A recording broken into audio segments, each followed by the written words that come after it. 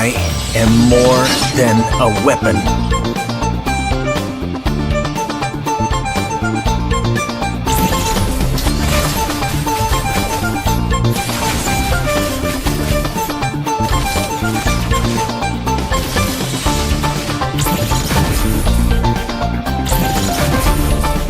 What for? You asked for it. Chain up! It is my mercy.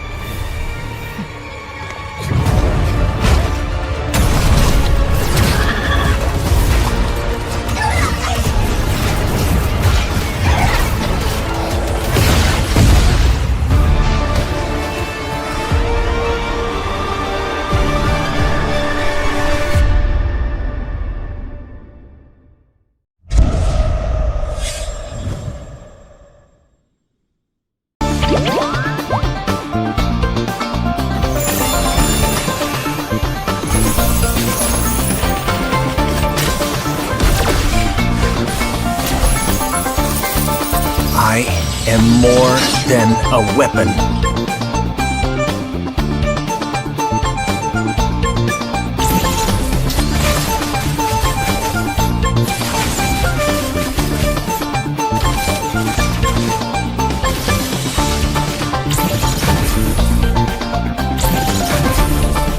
What for?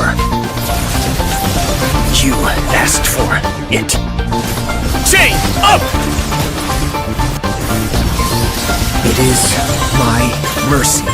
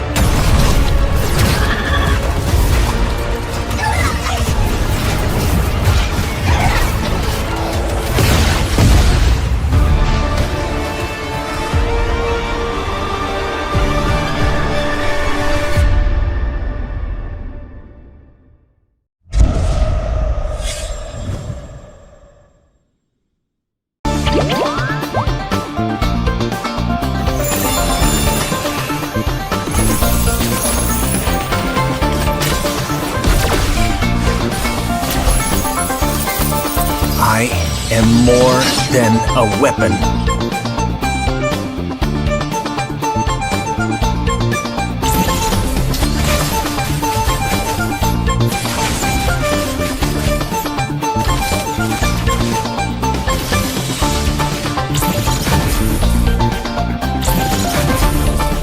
What for? You asked for it. Chain up! It is my mercy.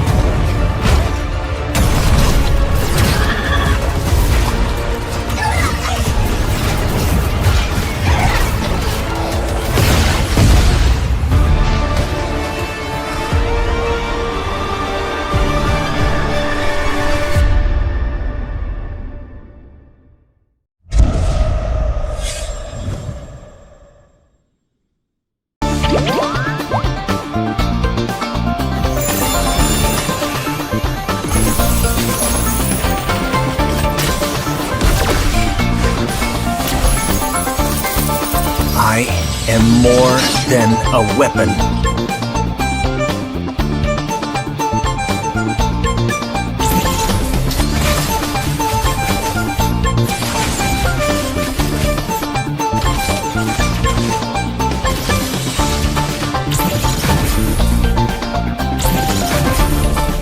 What for? You asked for it. Chain up! It is my mercy.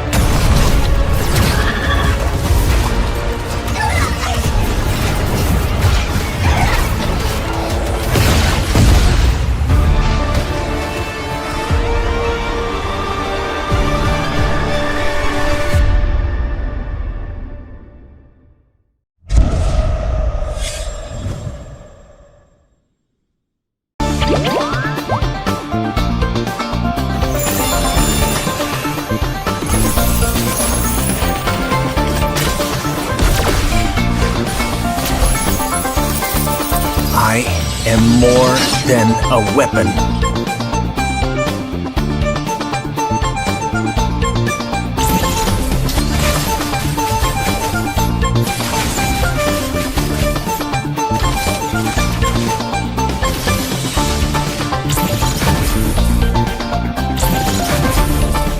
What for?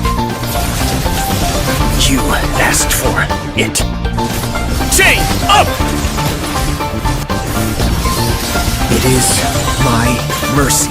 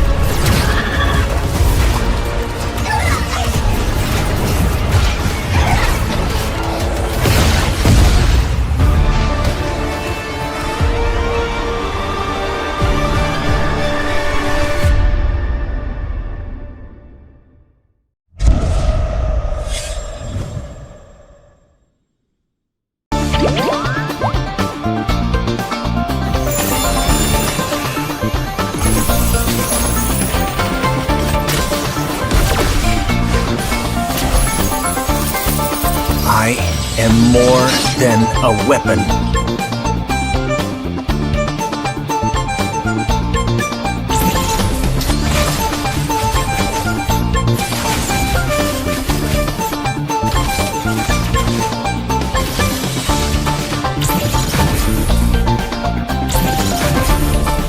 What for? You asked for it. Chain up! It is my mercy.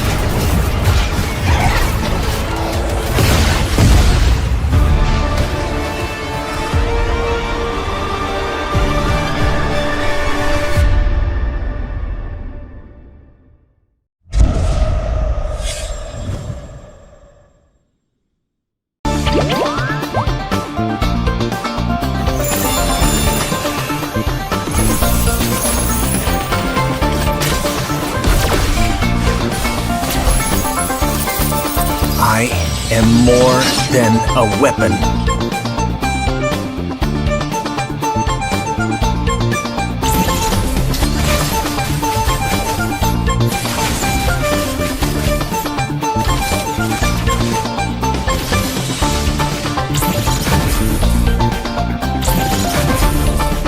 What for?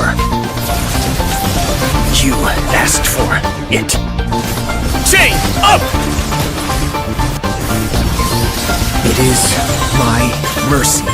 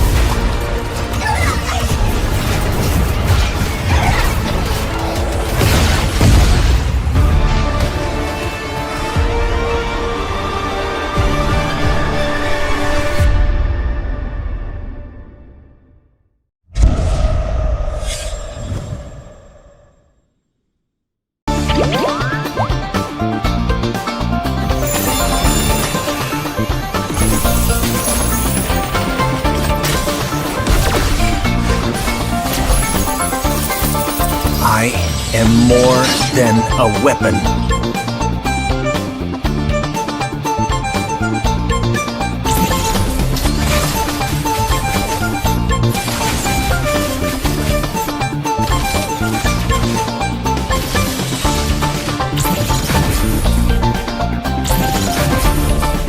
What for? You asked for it. Chain up! It is my mercy.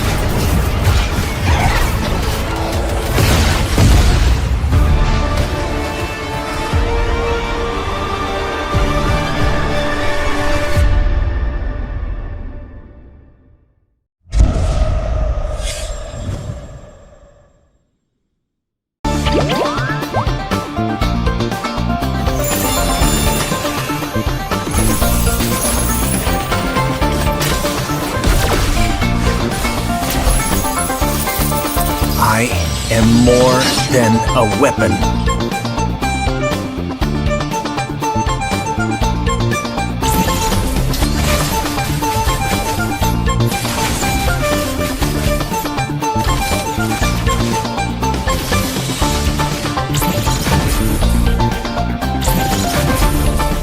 What for? You asked for it. Chain up! It is my mercy.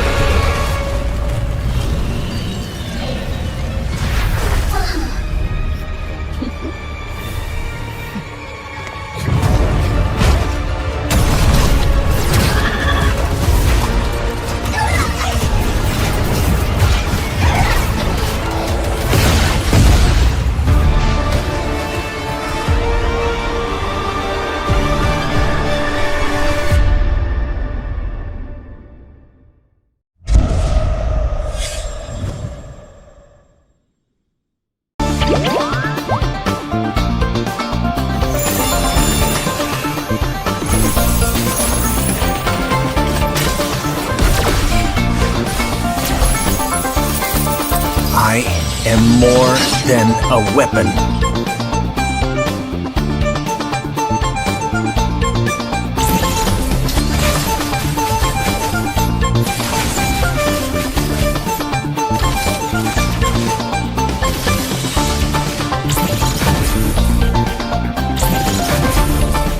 What for? You asked for it. Chain up! It is my mercy.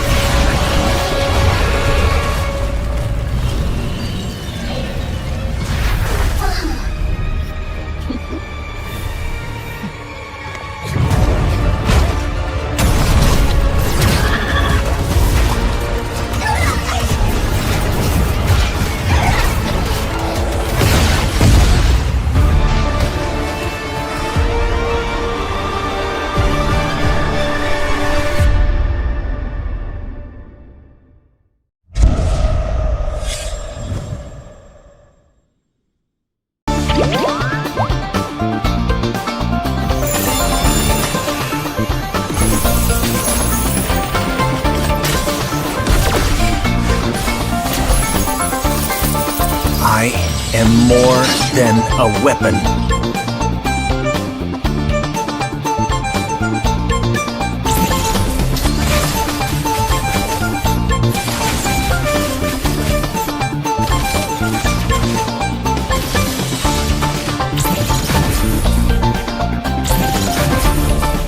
What for? You asked for it. Chain up! It is my mercy.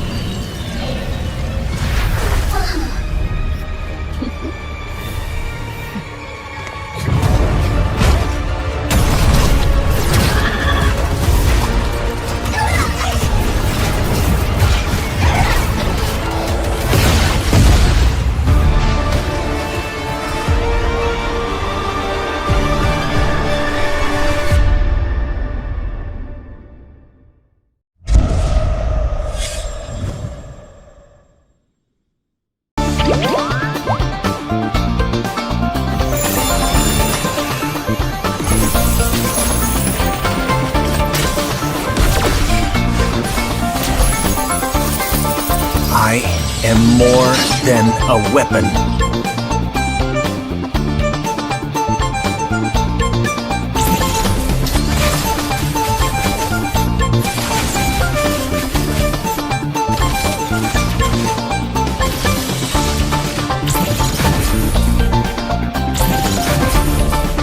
What for? You asked for it. Chain up! It is my mercy.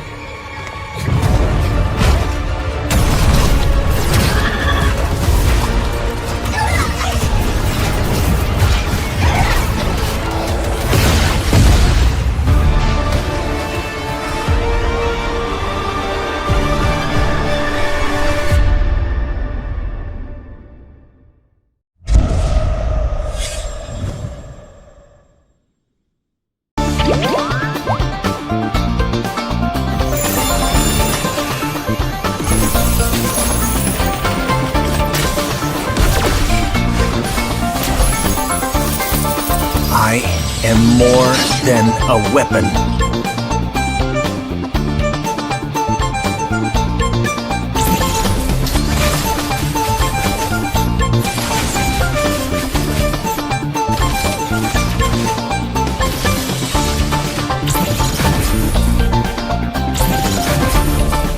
What for? You asked for it. Chain up! It is my mercy.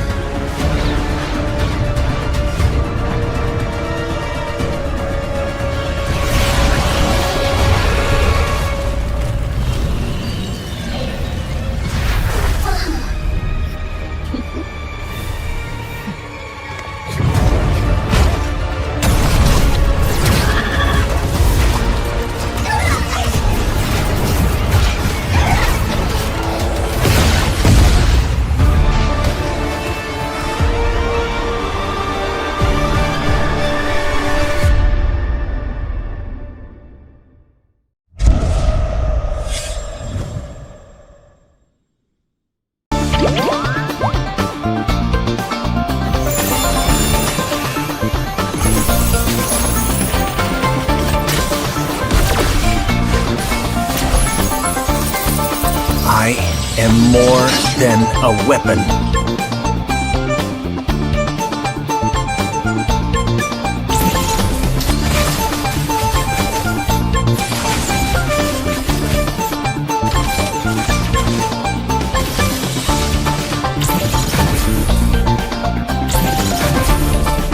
What for?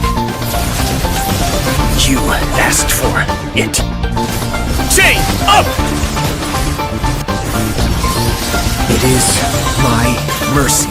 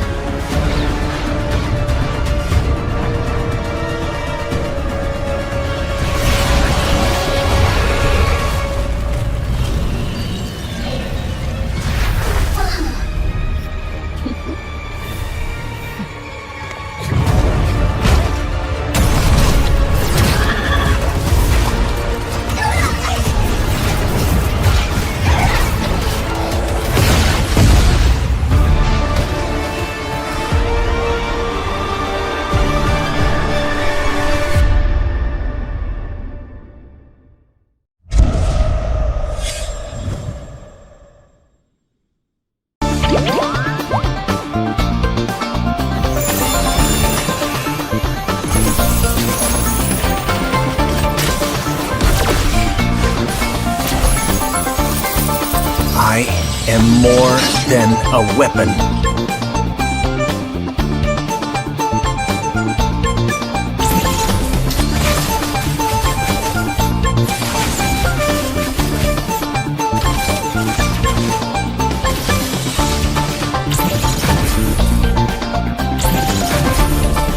What for?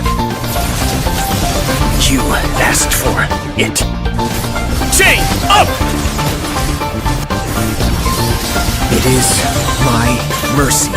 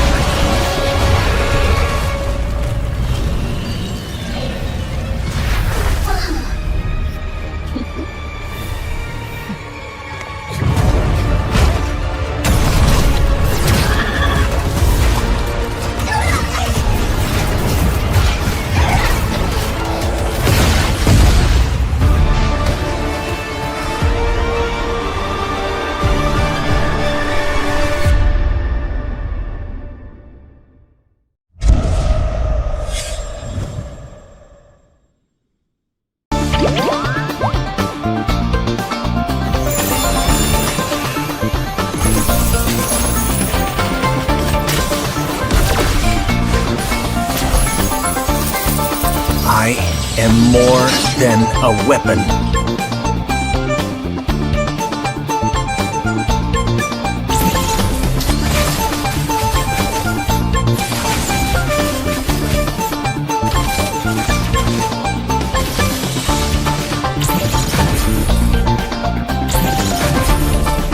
What for? You asked for it. Chain up! It is my mercy.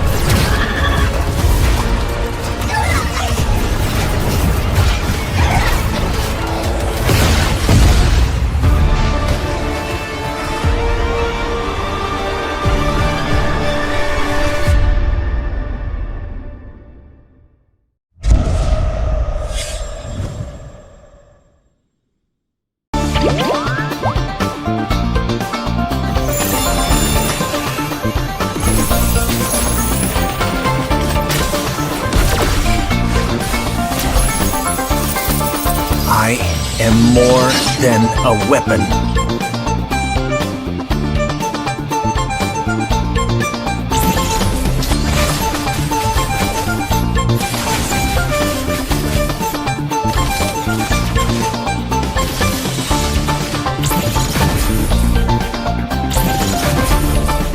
What for? You asked for it. Chain up! It is my mercy.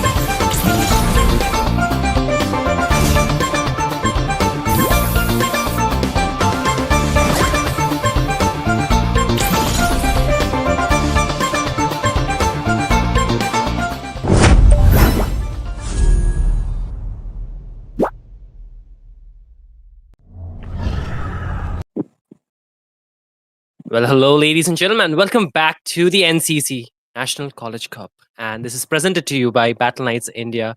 Of course, it is in production partner with IGC, that is Indian Gaming Corps. And like you already know, we are in the round robins. This is the second last day, right, Fredo? So for today, I'm going to be joining you as the caster for this first game. No, not the first game. This is the second game, actually, ladies and gentlemen. This is going to be the second game. The first game got called off due to some problems that we'll be discussing soon. But for now, we'll have the second game, which is going to be again discussed at the same time. But before that, I got to introduce you to myself. I'm Shinryu, and I'm joined by Mr. Fredo, who is on my right side, right? So, Fredo, how are you feeling about this matchup? It's between Neon Genesis versus Yama Esports. Yep, of course, these two teams are very, very well matched up against each other. Both of these teams were the people who showed up for the interview podcast session as well. So they are Mhm. very, very, of course, committed to, I'll say, growth, right? And new stuff. They're not really people who are enclosed in their own boundaries, who do not like to experiment with new stuff. So that is why Mhm. these two teams, the matches tonight are going to be really, really interesting as well. Both these sides, they know each other pretty well, have played with each other, in different squads as well sometimes, but now they're against each other. And it's Neon Genesis who have some people from Fusion Prime, Yama Esports have some people from Wikiki, and some other teams as well. Even Dark, who is an Mhm. ex ABM member who has played with so many squads as well. So yeah, pretty experienced people are going to be playing against each other tonight. So yeah, with that, already into the ban section, we're seeing that Alucard ban happening. Yeah, I mean, not really. I feel it's actually banned for Shiro only for the Alucard, especially is a global Alucard from what I've actually heard. I was very confused about why the Alucard banned, but then I got the explanation why it was banned. what it is for. But again, nothing too crazy except for the Alucard ban, which is definitely a target ban coming here. But again, the first game between it was Anarchy taking on against which team it was. Do you remember, Fredo? The first match it was between Anarchy versus. Mm, can't really remember, but yeah, we can take a look at the Okay, chat to just okay. okay, I maybe mean, maybe hmm maybe someone can tell right here in the chat who the first match was between Anarchy and I think it was Carpe Diem actually. oh yeah, it was Carpe Diem. You're correct. You're correct. It was Carpe Diem. Kimi's squad versus Zozo squad. Yeah. Okay, the first game, I think Anarchy did not show up on time, so Carpe Diem, they by default got the point, something along that line. More explanation will be given by the mods in the chat. But for this game, it's a best of one again, ladies and gentlemen. Neon Genesis versus Yama Esports. And okay, the Fanny band coming in makes sense because there's Lom Lom Mai on the other side. He's a really renowned Fanny player. If you remember, he used to be like, Nana's armpit, his old IGN, and dude was like crazy on those Fanny cables, of course. The Moscow, though, is a direct ban coming towards Drax. This dude loves to play that hero. Yep, exactly. Drax really likes to play assassins. Sorry, really likes to play these marksmen which have a very good outplay potential. Granger, Moskov, Harriet, all these heroes, he really likes to play them, and that's why they're kind of respecting it as well. And actually, the Moskov is actually a very troublesome hero, especially because of the macro threat that it possesses. So for that hmm reason, probably Yama Sports do not want to deal with a Moskov split pushing on the other side of the map all the time. So that's the reason why probably they have banned this out. Neon Genesis will pick up the Lancelot here, though. So Shironi will be playing the Lancelot tonight. And that will be something to watch out for, as well as we have not really seen him play the Lancelot in the tournament so many times. I've seen him play the hmm Joy, seen him play the Alucard, seen him play the. Uh, I don't know. I don't remember anything else. Maybe the Fredrin ones. Suyo at one point. Yeah, I've Suyo seen, once as well. Suyo mhm, once as well. mhm, But not the Lancelot yet. So that is probably an introduction of Lancelot into the hands of Shironi from Neon Genesis here. Meanwhile, Yama mhm, Esports pick up two very good heroes in this meta, I would say, in this draft as well. mhm.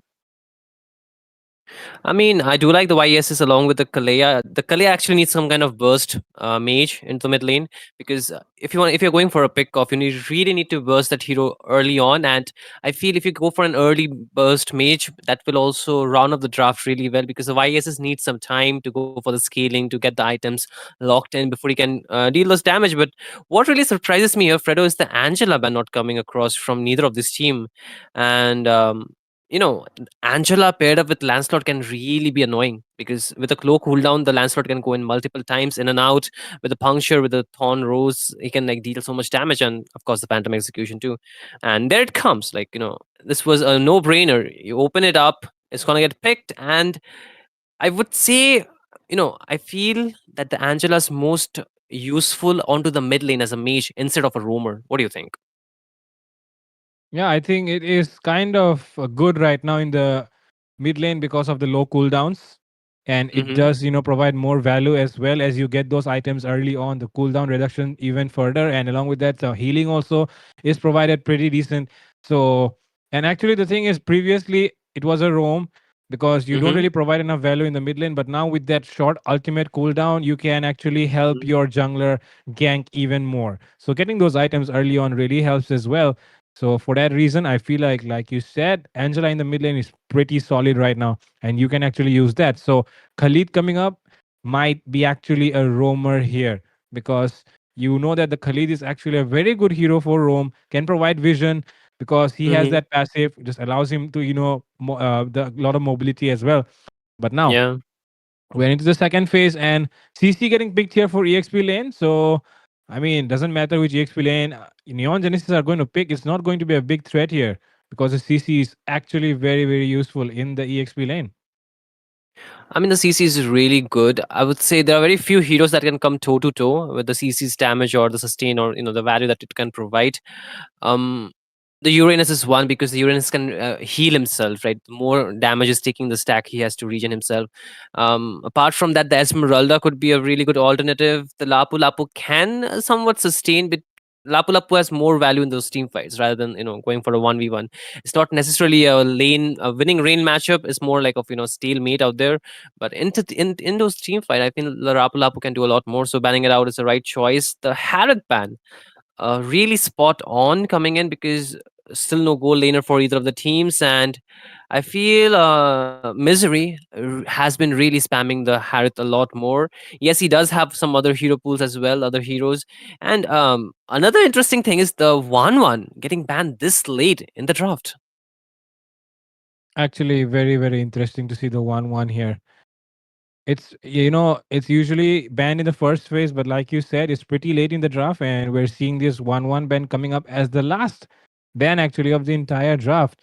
So that is a very, very Mhm. late call here, but there could be reasons why they have decided to go for this. Maybe they want to pick up the Granger, or other than that, I don't really see a reason to ban out this 1-1 here. And along with that, the Harry, though, of course, I feel like, the Granger is the thing to go for here from the side of Neon Genesis. If they have banned these Harry and 1-1, it just speaks of a Granger. Along with that, they need to pick up their mid laner as well. Enemy has picked up the Lunox here. And for that mid lane control, anything could work actually against the Lunox, because Lunox is not really a big threat, in my opinion. But of course, in the hands of Violet, it is really, really annoying to deal against, because he knows how to use those flexible skills at the right time and just dominate your opponents. So with that, Yama Esports are looking really solid with their draft, and all the guys Mhm. here have their priority picks. And we have not really seen Lom Lom Mai perform that well on the Eastern scene yet. Not a very dominating performance yet. But tonight could be the opening. And yeah, with that, the Granger comes up. Yeah, I mean, the Granger was also a very, expected pick out here. But the Kimi, okay, Kimi plus Lunox. So this is going to be a goal lane Lunox most probably, or a goal lane Kimi, because the Lunox does Hmm. make more sense, right? Yep. Kimi mid lane is much more prevalent. Hmm, Actually, interesting the choice. Kimi is actually a much more better pick here for the mid lane, and better to send his Lunox into the goal lane, because if you think about the enemy, I mean, that is a huge amount of invade potential that they have. They have a Khalid, they have a Hilda, they have an Angela as well. On top of that, if the Mm-hmm. Angela, of course, gets that ultimate early on, invades in the first 5 minutes are compulsory.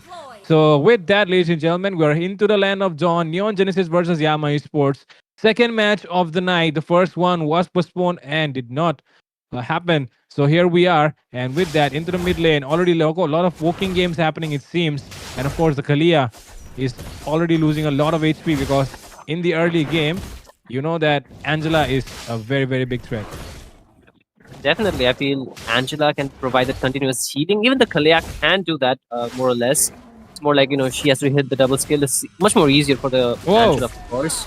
But okay, Kang, trying to be really aggressive, was not really playing him the dividends. He actually got punished, and that too, the Hmm. kill actually went to the YLA instead of the YSS. So still decent. However, you should not be giving this early kill, because not only you Wow. died. Okay, Rio almost gets taken down, but he also burned up the flicker. Two flickers being used before the first turtle. Neon Genesis, they're actually using up a lot of resources early on. This is gonna be a problem sooner or later.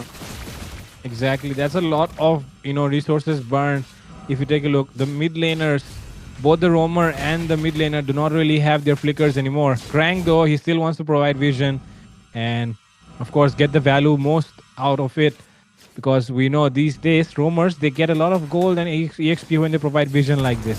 So yeah, right now Crank is doing just that, but even then, there is not really enough that he can do, because Abyss and Viola are doing a better job actually. They're doing a better job so far. We have just seen one kill.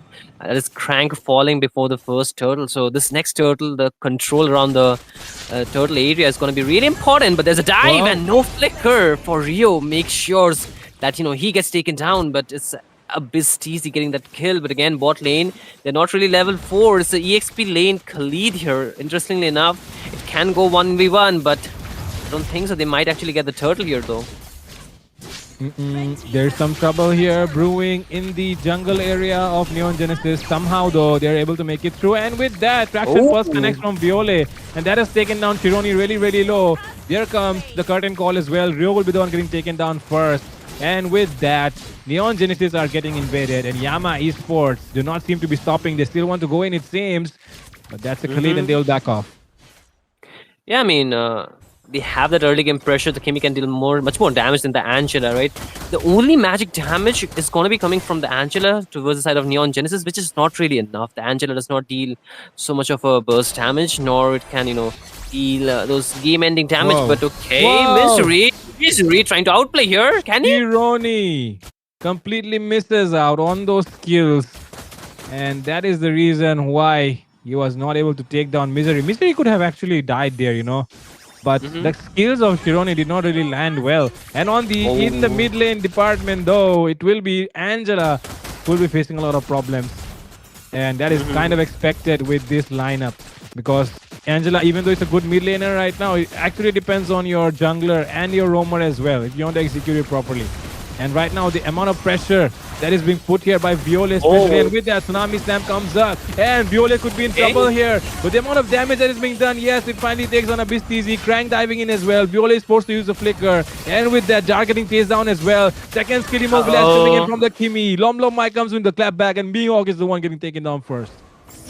Yeah, I mean, this is a very good counter engage coming in from Yama Esports. They got some trade, but oh my god. Drax has to finally fall, but still, thing is, Misery is spinning out the late. Look at that damage, though. Crank again goes down as well. Chaos Assault was very, very deadly there, and Misery picks up the Genius Wand as well. That is first item already picked up, and that is bad news here for Neon Genesis. Absolutely. Because they are falling behind by a lot at this point. And that is already 5k gold. Whoa. And look at that. Oh my god. Mihawk completely miscalculates. And now he will be getting punished for that. Mihawk will fall down. And with that, Shironi does have the angle. But does he want to go in for this turtle? No retribution on him means that he would not be contesting. Another free turtle coming in for the side of Yama Esports. And they have been getting whatever they want. Middle lane open up, top lane first tier down, bot lane still stands. But for how long is going to be the question. 3 members are already lurking around the vicinity of that turret. And Neon Genesis, they have not been able to answer much. They just got one shutdown onto was a Bistizi, but that's about it. Afterwards that, they haven't really got too many of any trades. And if you talk about gold, after just 5 minutes, it's about 6k, almost going to be 7k with the bot lane first tier down. This is going to be even opening up the map much more. And Yama Esports, they might just take away the resources that Neon Genesis need desperately at this point to equalize the gold. Definitely, they need to be more careful about not giving away structures as well. But the fact that they have so much deficit right now in terms of farm just does not allow them to do that, and that is the reason why even this second tier will fall after that first tier falling. Bistizi doesn't commit yet with the flicker. He does have it though, and with that they'll be satisfied by taking this tier 2 down. And with that, the map has opened up even more, and this is not looking good at all here for Neon Genesis.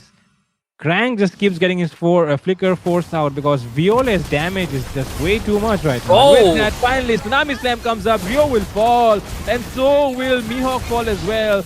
Nobody can sustain the damage which is coming right now from this Kimi. And there is absolutely nothing that Neon Genesis can do about the way Yama Esports are just flexing on them. Absolutely. This is like more of a stomp coming from the side of Yama Esports. Neon Genesis, they are really playing passive, and because of that, they're losing structures very quickly. The top lane and the mid lane second tier fall just in about a few seconds, like no matter of a few seconds.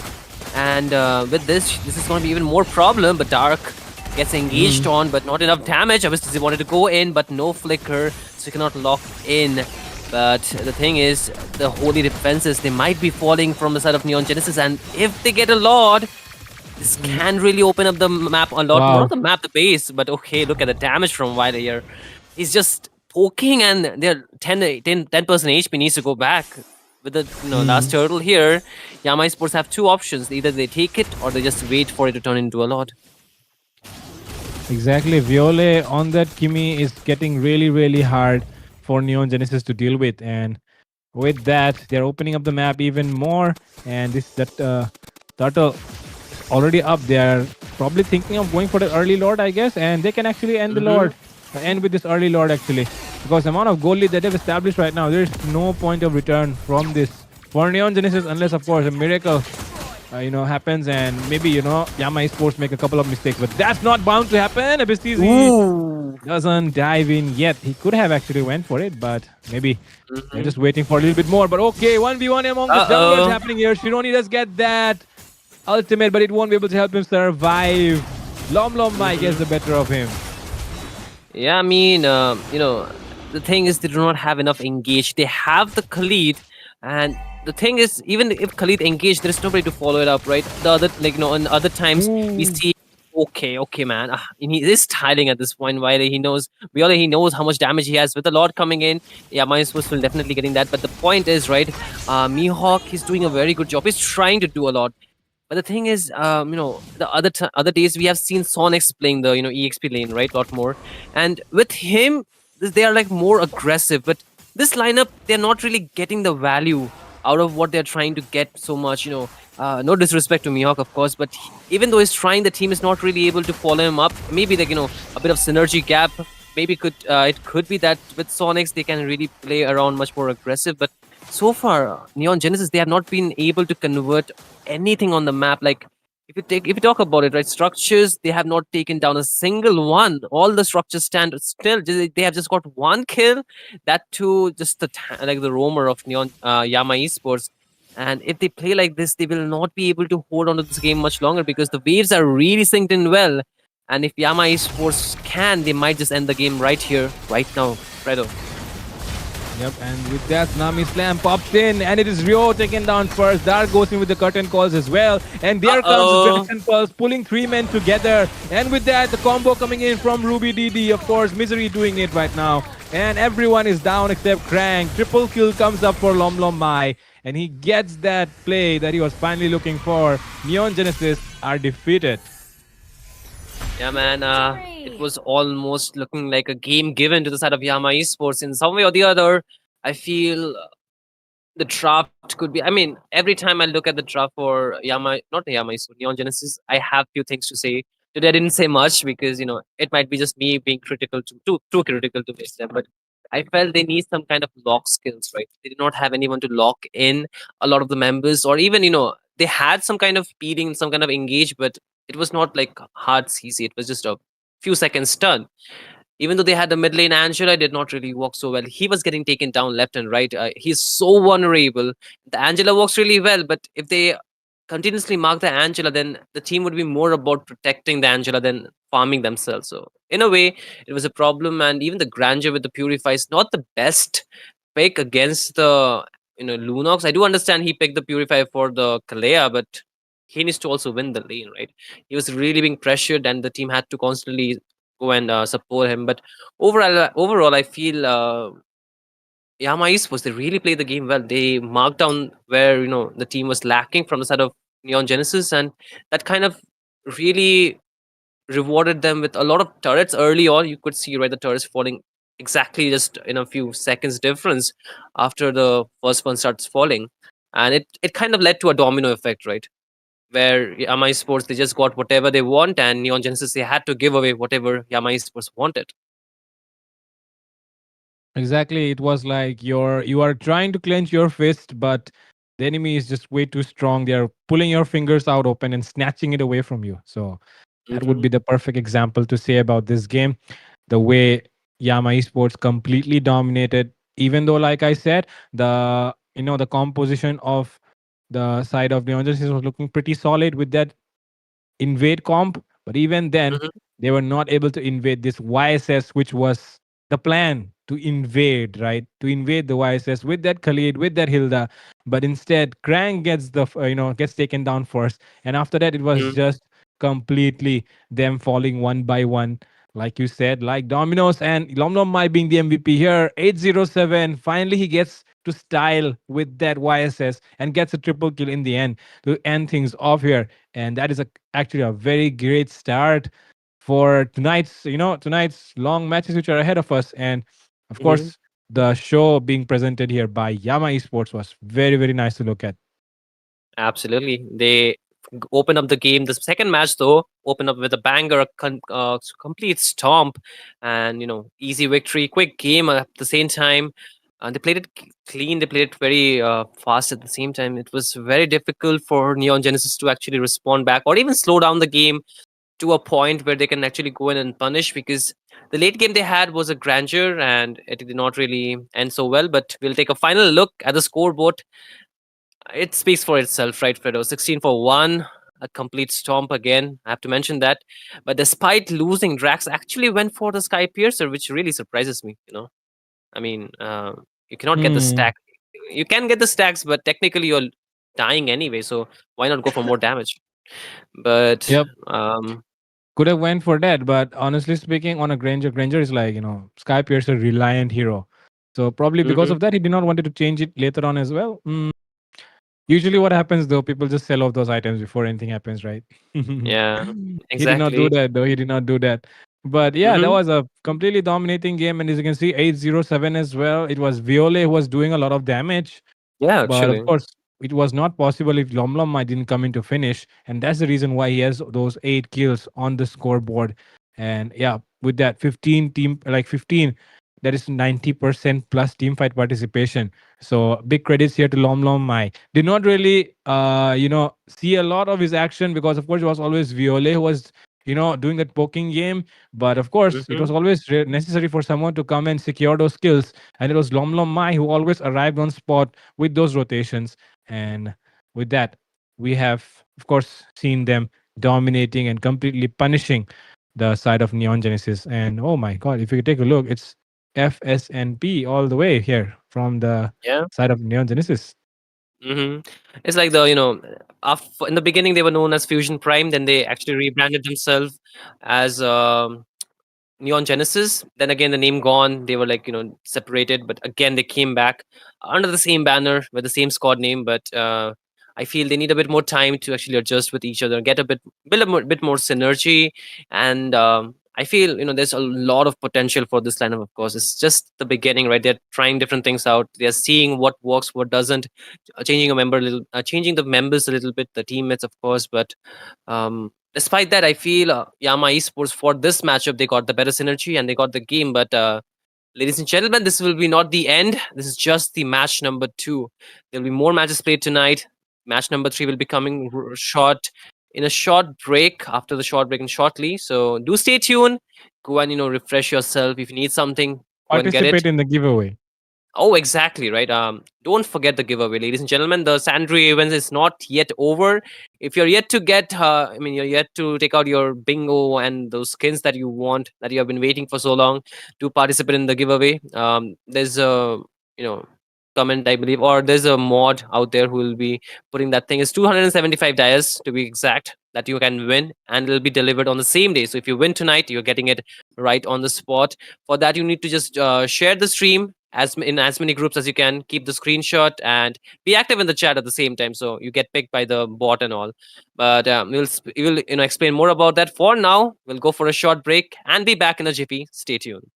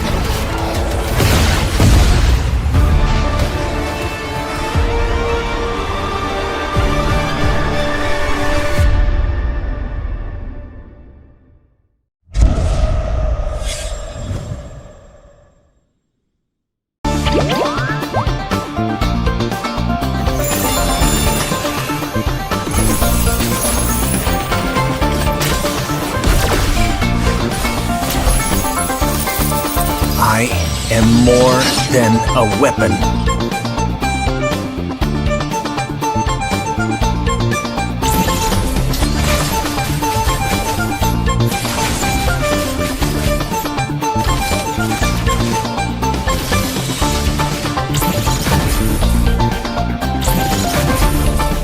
What for?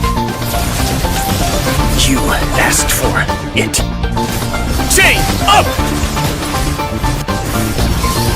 It is my mercy.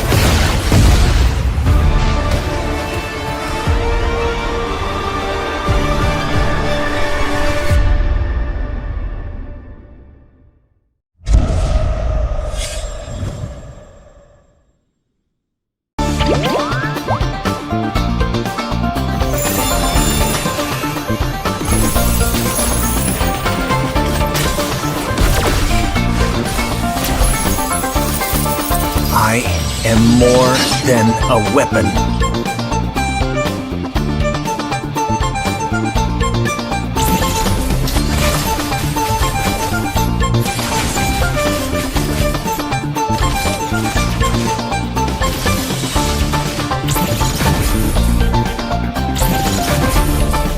What for? You asked for it. Chain up! It is my mercy.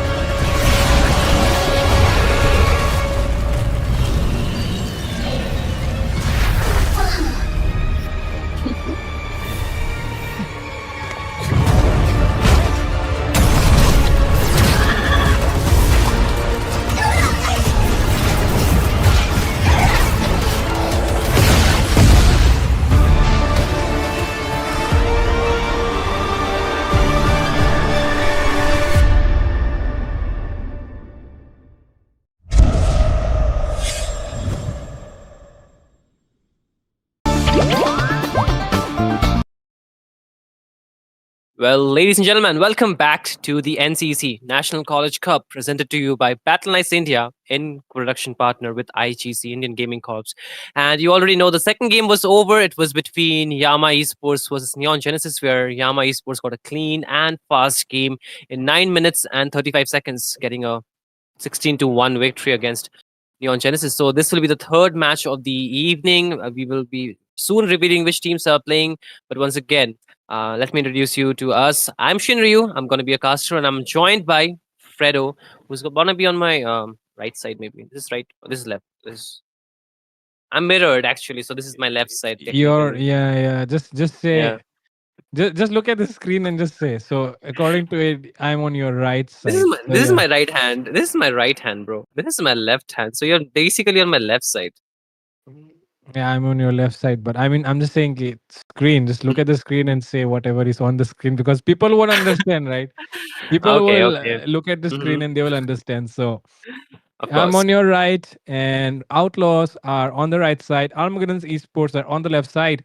And of course, we all know who Outlaws are. Outlaws are, of course, the global people.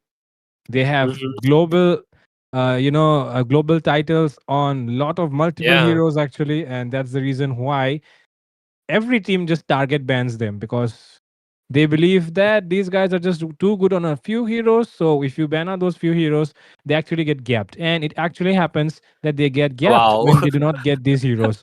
So Outlaws, Mhm. of course, uh, like this is just general opinion. People will obviously agree with it. I guess they're just ranked game players, not tournament players. But they are in tournaments. They are in tournaments right now, and they're probably Mhm. liking it as well. So who knows, this might be a uh, you know turning point for them where they might just start playing better. And as you can Mhm. see, these bans are just probably targeted global Kagura, global Guinevere, everything just taken out just like that.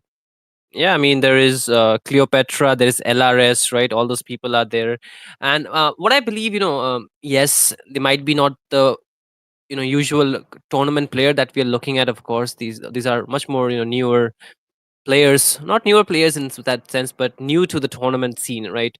So I feel this is just the beginning of them. They're in an infant stage. They'll soon learn, get the hang of things that only playing few heroes would not be working. They need to expand their hero pools, build more synergy and stuff like that. So um, there's a huge potential for these teams as well, because this is a national college cup. These are like college teams, right? So I feel from here on there are definitely some teams that have been already on the mythic leaderboards, elite leaderboard and whatnot stuff are there. Like there have been some global people as well, but I feel a lot of the people, they're actually trying to understand where they stand in terms of a college or a team in general. So they might just pull up a lot of new things. Okay, with the bands, like you mentioned, the target bands coming in, the one trick bands, not really calling them one trick, but these are their more signature heroes. That's what I'm trying to say. The signature heroes get banned here.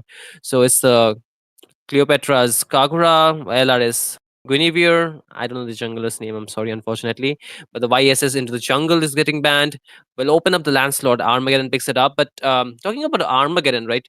They have been a team which we have seen a lot on the Mythic leaderboard, I believe. But in this tournament particularly, they have not been performing so extraordinarily for some reason. I don't know. Like, are their opponents too good, or what happened to Armageddon in general? What do you think? Armageddon is, I'll just say, they were very, very anticipated people. Really high hopes when they started arriving to the scene. First of all, everyone was Hmm. looking up to them. They did live up to the hype as well, but these Hmm. days their performance just seemed to have dipped a little bit. Maybe because of less practice, maybe because of their mid laner or EXP laner. I don't know which one, but one of them just not showing up at the right times, which is what something that I've heard.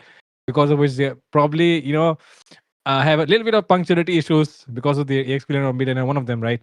Which is that Hmm. is what I've heard from the tournament staff. So Okay. yeah, such issues as well coming up as well. Some internal conflicts between the team, less practice, less communication, and overall basically synergy gap happening, I guess. So for all those reasons, I believe Armageddon has fell off a little bit, just a little bit, not Hmm. that hard that anyone can come and defeat them because they're still solid mythic leaderboard team.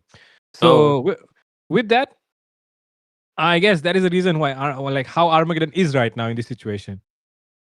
I mean, one thing, if you're if I take your word for it, if they're not practicing hard enough, I feel that might just create the synergy issues, which is actually normal because a lot of the times the teams cannot be consistent in a lot of ways because these are young people that we're talking about. They have schools, they have colleges, they have work to do. Some of them, so maybe a lot of the things like real life issues happening. So because recently we also had the exam season, right? We know around Yep, yep. the in the summer season we have a lot of exams for the colleges and even stuff like that. So all those things are valid, ladies and gentlemen. But okay, what will be more valid will be this draft that we are looking at.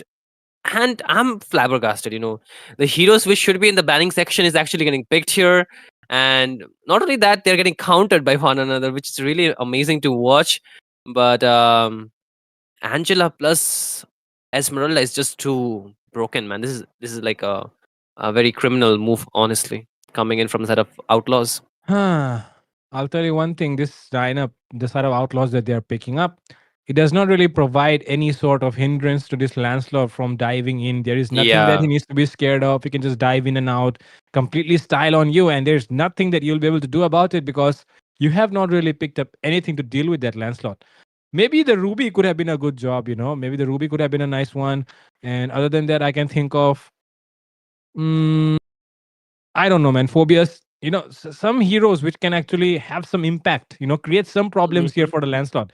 But nothing sort of that happening right now from the side of Outlaws with this draft. um, I mean, they have not picked the jungler, so that can be a potential target. I mean, a counter, right? The Akai, the Mm. Fredrin, maybe. Yep, yep, yep. Those could be counters. But I feel like the EXP laner is actually the one of those, roles which should be picked up to hmm dominate the enemy jungler actually, because in team fights, if you think about it, it's exp laners who usually take care of the jungler, and the jungler is taking care of the back lines, right? The mage and the marksmen. So Yeah, just thinking of that way, I just feel like that's the reason I'm not liking this so far. But yeah, second phase, things can turn around here, because like you said, they can pick up those counter picks like the Akai, like the Fredrin. And the fact that you have a Bakshia up front, I feel like even the X-Borg could be a good choice here. So with definitely. that second phase done right now, Amon gets banned though, which is Ah, kind of explore. understandable because you have Lomon on the other side, and Lomon loves to play that Amon. But I don't think there should be a problem. They have a Arlot, they have a Bakshia, they have a Lancelot. I Amon should mean, not have been a okay, problem. okay, let's just see. Okay, they can flex the Lunox to the goal lane. Okay, the Angela to Mm-hmm. the mid, Esmeralda to the EXP, so they can still pick up the Akai here, or maybe a Kufra at the same time. I don't know. Like I feel the Akai might be a better option here, Akai is honestly, actually better. because the Kufra's second skill, the bouncing ball, can get cancelled by the R lot pretty much, and it Yep. doesn't really stop the R lot at the same time. Like R lot is immune to the bouncing ball; he can dash Yep. in and out. The only person he's countering is going to be the Lancelot, but I Lancelot. feel Good Lancelots okay. are very Mm-hmm. hard to counter. They just wait for your bouncing ball to end and then they engage. And the thing is, you Mm-hmm. have cooldowns. The cooldowns will nerf you. Not your Exactly. skills, but your cooldowns will be the one nerfing you at that point. And right now, Outlaws, they can flex this Lunox to the goal lane, but will they do that or will they pick up something else? They already have a lot of magic. Xborg is true damage. You do need some physical damage as well. So I feel like they should go for a marksman here. Carrie comes to mind, but okay, they go ahead for a Moskov instead, hmm, which is questionable according to me.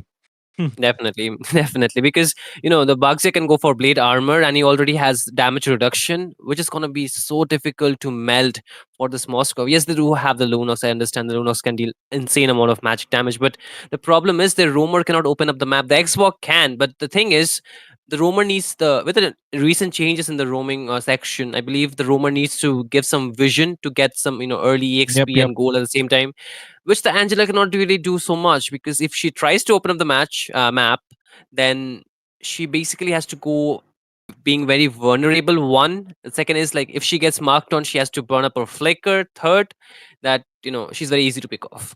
So and the side of Armageddon, they have immense punishment already. Mid lane, they can actually even steal the hard guard at this point. So I Yep. feel they have the better advantage, man, at this point. And with that, ladies and gentlemen, we are into the land of dawn. Armageddon versus Outlaws right now. Third match of the night. And of course, IIT Guwahati going up against Sister Nivedita University. which are going to be represented here by Armageddon Esports and Outlaws, respectively. Charlie Brown on the jungle, and on the other side, we of course have global people out here, Outlaws, of course, and that is Mercy, which seems to me that Lomon has just changed his name. Otherwise, it should have been Lomon here. Cleopatra could be in trouble, gets stunned as well. Flicker does not get used, and his first blood going into the hands of Fami, actually, which is a roamer, and roamer gets first blood. Wow. Interesting, right? Didn't really expect the Baxia to get the first blood, but again, the Baxia with the second skill can deal a lot of damage. So he does have the advantage if we talk about that. But again, EXP lane, basic EXP laner things, just lane freezing and just trying to be a bit safe. But it's like a pretty much a stalemate lane, but a lot of damage on towards Serene.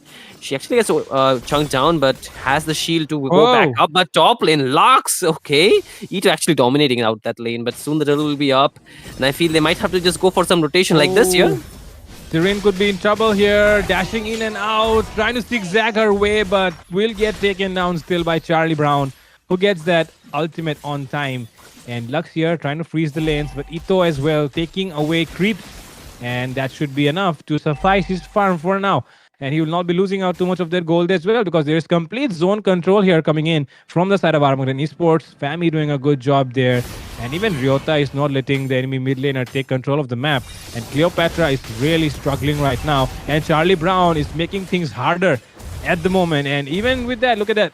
Outlaws cannot really even take control of the turtle area, let alone try to contest it.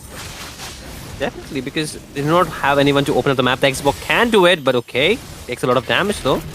Yep, and with that shield broken down, they can finally come in for the engage. And Mercy, it's actually SLS who might be getting taken down here. Serene comes in with that falling star moon. SLS will get taken down.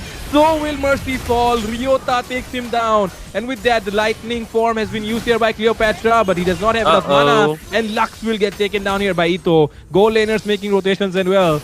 And with that, they have taken down 3 members just like that. Definitely, yeah. With the rotation from Ito, really made things much more easier. But Fami wants to go in, lock on to Serene, and she gets taken down. Charlie Brown with the Thorn Rose get that kill secured. And this is a really amazing early game coming for the side of Armageddon Esports. However, Outlaws, they need to just wait for their level 4 a lot of the members, because one, LRS did not have the hard guard on time, and he could not use it on towards the member that needed the hard guard, especially their jungler and their gold laner. The gold laner actually got the hard guard, but it was already too late. He took too much damage and he actually had to fall. The thing is, the Moscow needs much more damage, a lot of damage items to come online, which is going to be around the mid to late game power spike, whereas Ito, he can deal the damage. And I'm surprised Ito actually, getting those early kills at the same time. Maybe he is having a bit advantage with the gold, because you can see, right, he's going in with the entropy though. That's a huge commitment being made here, and it's actually paying off right now. There's a lot of damage being done. And look at Ryota. He's the one who comes in with the last instantly and takes one down. Fami will get blasted as well. But Charlie Brown arrives, and Mercy could be in trouble here. Gets the killing spree there, Charlie Brown. And he does have those minions to dash on. And with that, Cleopatra could be in trouble as well. Charlie Brown comes up with a double kill. Definitely, this is what we are talking about, right? A fed lineup from the side of Armageddon Esports. They all have some kills. Oh, whoa, Ryota. Falling Star Moon does not catch Ryota. There was enough sustain on his part to survive that. But now, the one who could be taken down instead is Serene. SLS could be in trouble here. He gets immobilized with that second skill of the Angela, but it's not enough yet to do any sort of harm.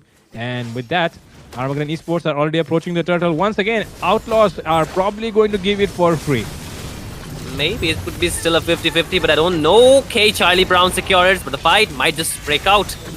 Yep, Mercy could be in trouble here. Oh! Phantom Slash, Final Slash, whatever you call it. It has done enough damage, but of course it will be 2 member down only. And that Angela just lives off that silver of HP for now. But man, that was a good Final Slash from SLS. Absolutely, that was a beauty to watch and gave the full momentum to the side of Armageddon Esports. Now they can open up the mid lane. Talking about items, Lancelot already have locked in his first. Baxia, surprisingly enough, has the items to counter the almost 3 members from the side of team Outlaw. That is the Radiant Armor. Even Ito is not doing too bad. Riot as well. However, the side of team Outlaws, they just have secured one items. Okay, Mercy just picked up this War Axe, which is going to be really important for him. However, no items on the Angela, no cooldown yet. Cleopatra just picked up his first item, but this is too late, right, for the first item. Almost 6 minutes in. They're not really doing too well with the gold, but again, Serene might be on a bad spot. Yeah, very, very bad spot here. And even that Angela will fall. Hard guard will not create any problems. And Charlie Brown, of course, he does have those minions to dash on. He doesn't really commit though.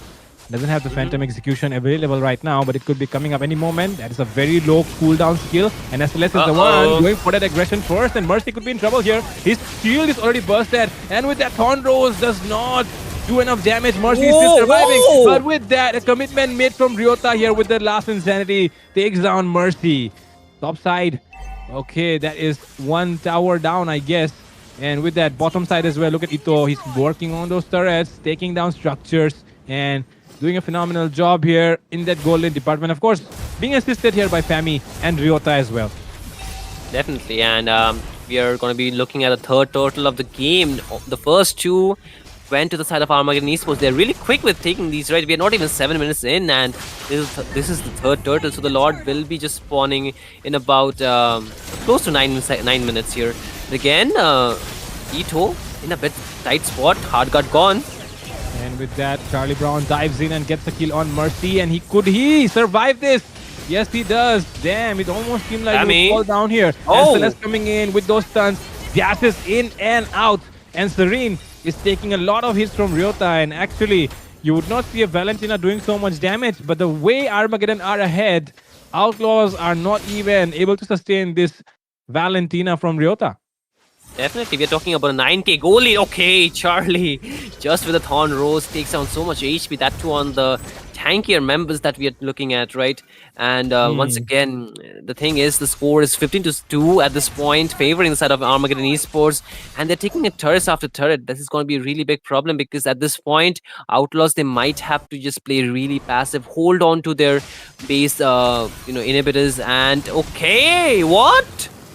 Charlie Brown almost tried his best to take down. Might not be life, and with that, Cleopatra is in trouble here. One more hit and she would have been taken down, but hopefully she was out of range. And with that, Fami coming in with those tires, rolling in onto the Moskov. Moskov should be able to escape in time. And very, very lucky there. Lux just gets away. And with that, now the turtle, of course, sorry, the Lord coming up in less than 30 seconds. And once again, Outlaws do not have any sort of control over the map to try and contest that. My goodness. Serene, you do not want to do that. You do not have enough damage right now. And okay, the Angela almost got taken down there, just 2 hits. 2 hits. Exactly. Just 2 hits because Ito just picked up the Holy Crystal and his damage will be magnifying a lot more. And the Lord here, Armageddon, they definitely want to take it down. 10k goal lead that we are looking at 9 minutes into the game. Outlaws, they're not really having much to say about the way Armageddon are playing this game.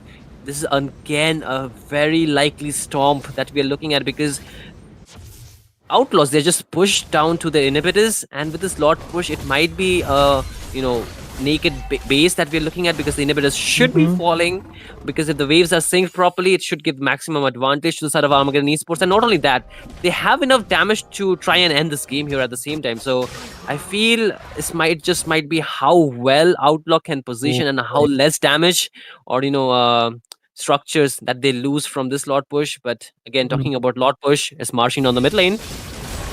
But the lane sync was not the best. They cleared out that mid lane way too early. But Femi comes in. He's trying to zone away the members. And meanwhile, they're trying to walk down on the turrets as where Ito arrives.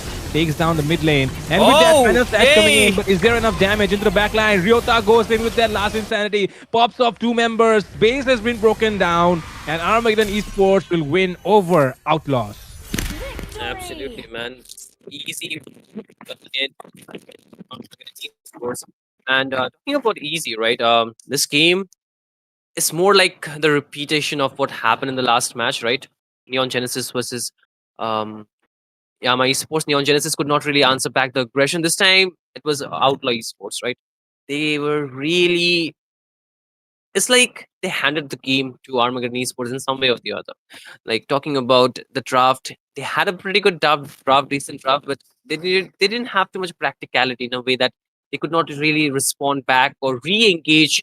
Yes, they had the hard guard, but again, Armageddon with the Valentina, they have their own hard guard. So what do you do about that? You can fight the hard guard with the hard guard. It just nullifies the advantage. So the one advantage they had, which they thought maybe the shield, having so much shield can really make them hold on the game or sustain a lot more, but it didn't really paid out the dividend that they were looking for, because Charlie Brown, he got almost a snowball in the early game. Ito had enough time to build up his item, and Feast, even you mentioned at one point, Ryota had enough damage out of a Valentina, like to even take Mm-hmm. down the shield from Xbox. Even the Esmeralda was not really having good time, and not only the Esmeralda could not really sustain the damage coming out from the members. It was more about the anti-heal hero, that is Abaxia, being present there, where they cannot really heal up. Even they have the Angela. And talk about, I mean, I think we were flabbergasted with the engages from SLS, right? It was amazing to watch. Yeah, SLS had very good setups there with those final slashes. And of course, the capitalization of the teammates was very good on that as well. And with that, the one who got the first blood will get that MVP as well. Fami here doing a phenomenal job on that Baxia. And that is actually how a roamer should play. It's completely dominating their opponents with the rotations, choking Hmm. down those rotation points, not letting the mid laner get to those side lanes, and Yep. providing all the information that his teammates needed. And that is the reason why he got that MVP, and he probably deserves it because, man, Romans do not really get MVPs too many times, but when they Yep. get them, they definitely deserve it. Wow, no Choco though from the side of Outlaws was that looks good, but that just looks good. That's not a point that they're taking away from this match. It's going to be Armageddon Esports getting that one delicious point, or one important point, making them more closer to at least have a standing in the top 8 here. But the lineup from Armageddon Esports, they've played a phenomenal game here. However, Outlaw Esports, or Outlaws, they could not really answer back. They did get some good, decent pick, but I feel the Angela room was not probably the best choice. But by putting the Moscow to the goal lane, it was not again a winning matchup that they went for. And overall, I feel Armageddon, they just played well this game. For honestly, like this, it was, if you talk about in terms of rotation, in terms of aggression, in terms of objective control, macro gameplay, Armageddon had it all, man. Yep, they had everything that they needed to win the game. And right now, if you talk about winning, we can talk about winning giveaways. And giveaways are going on Hmm. right now, ladies and gentlemen. So you do not want to miss out on them. All you have to do is stay active in the stream, and you will be qualifying for the giveaway spin, which will be happening at the end of the stream. So make sure you stay active in the chat. And of course, the bot will pick you up. If the bot doesn't pick you up, then there are members, there are moderators who are looking at the chats, and they will determine who is the most active, and they will take up your name for the daily giveaway spin. So with that, ladies and gentlemen, we'll be going for a short break because there will be more matches coming up, and we are preparing for that. So stay tuned on Battleknights India. We'll see you on the other side of the short break.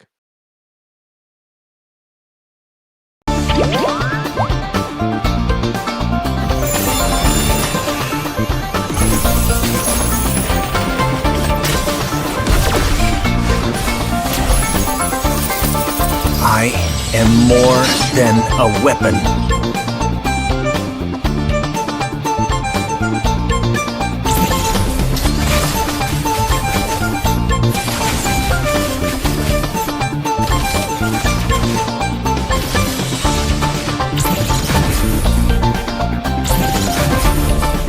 What for? You asked for it. Chain up! It is my mercy.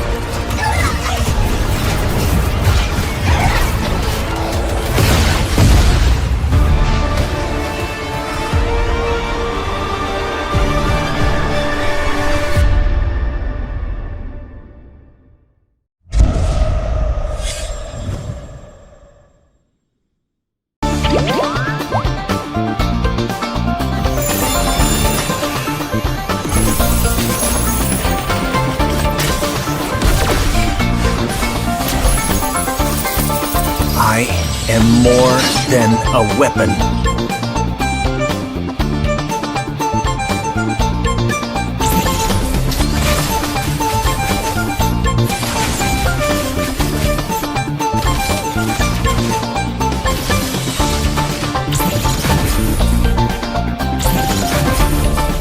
What for? You asked for it. Chain up! It is my mercy.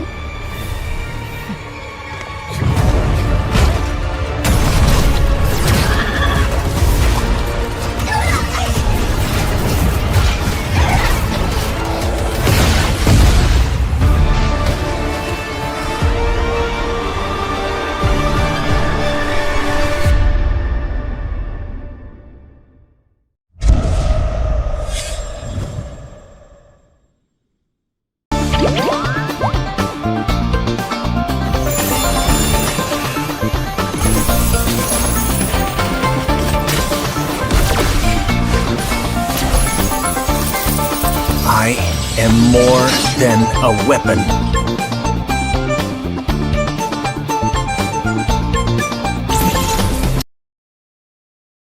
Well, ladies and gentlemen, welcome back to the NCC once again. This is by Battleknights India, and you're watching. Like, I did not give you the full form, I guess. It is National College Cup. I think by now people know. If you're watching for a long time, I think there's no need for any more introduction. If you're just joining in, then get ready for another match. Match number 4. I'm just kidding, ladies and gentlemen. We'll be soon watching the match number 4. This is again in production partner being IGC, Indian Gaming Corps, and I think this might be the most anticipated match, like for all of the casters and even a lot of the audience that we are talking about, isn't it, Fredo?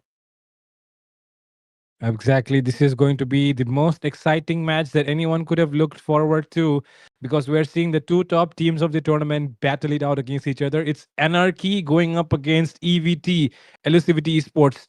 And we all know the form that Elusivity Esports have had in the recent matches. There is nobody that comes close to them. And the only one that can challenge this form is, of course, Anarchy. And that is why this Hmm. match is more interesting than any other match we have had so far. And we are already into the draft section. And this is Oh wait, Outlaws on the blue side and Elusivity on the red side. And that is kind of we are duped. disappointing. Yeah, we are What is duped. this? Who we, excited we me for might. this? You see, somebody did not really tell us rightly. Okay, we'll go and tell that person later on. But again, I feel bad for Fredo. He was really excited for this, ladies and gentlemen. But again, we are excited nevertheless. Outlaws, they did not have a good last game. They kind of lost, not kind of, they actually lost clean and clear against Armageddon Esports. But now, oh my God, they're against Elusivity, man. Even the tougher competition. I mean, Can't I'm not say. making it up. I'm not making it up, right? Because Anarchy as well as Elusivity, they are both undefeated teams. Maybe Anarchy a bit below because they have not played enough games, but in terms of victory, they are 100% victorious for all the matches they've played. Best of one again. Outlaw onto the blue side, Anarchy onto the not Anarchy out.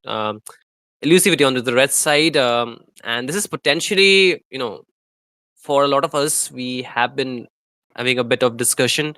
We think both Elusivity and Anarchy are the top teams, of course, but Elusivity might have the upper edge, slight Hmm. edge compared to Anarchy, right?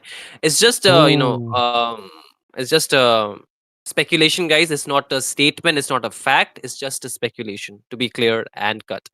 But again, same bands, man. I don't see any difference. What they yep. watching the game? I mean, I'll tell you honestly, Elusivity Sports doesn't matter if it's Elusivity Sports, doesn't matter if it's any other team. Everyone Hmm. knows Outlaws cannot be given these main heroes. They can create Hmm. problems, they can make plays that nobody knows. Because the thing about these guys and any like any player for that matter who has these titles, global titles especially, is they are so familiar with with those heroes that you cannot even imagine playing these heroes like this, but they will bring out ways. And Kagura and Guinevere, heroes like this are very, very flexible. And for that reason, it's very, very Hmm. hard to say what will happen when these guys will be given such heroes. So that's the reason even Elusivity is Absolutely. kind of playing it safe. And with that, though, okay, we're seeing a very aggressive draft coming up right now from Elusivity's side. 1-1 and Angela to start things off. And okay, No, that's not an Angela. Just switched it she just up grew up. to, She she just Anya grew just up. grew up. Oh And my god. turned Mm-hmm. into a Zushin right now, which is going to be in the mid lane. And usually you will not see, will not see any teams picking up these heroes early on because, of course, confidence issues sometimes. But Elusivity Mm-hmm. are overflowing with confidence. Mm-hmm. I mean, they are like, let it be, man. We don't care about the Angela. We want the taller version of it. I'm just kidding.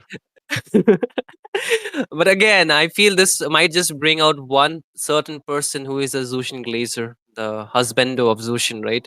So, unfortunately, it's not here, ladies and gentlemen, but we need to mention him. Anytime we are casting and Zushin is picked, it deserves a shout out to whom, Fredo? Who do we shout out? For Zushin, we shout out Yes, Mr. Ray. Mr. exactly. Ray for any Um, time we see a Zushin pick. hmm But again, talking about the picks, okay, there's an instant counter. This is the problem, right? You pick up the 1-1, the Irithel comes. If you want to pick up the 1-1, ban the Irithel maybe. But again, I feel the side of Elusivity, they might have some kind of plan because they also have picked up a Uranus, which is again a winning, not a winning matchup, but a equal matchup to the CC in a way. So talking about the leaning phase, I do consider them to be a bit, balanced for the EXP. The gold lane Outlaws has the advantage, but it's more gonna be more. It's gonna be more about the mid lane trio, how they are able to synergize, how they are able to rotate around the map.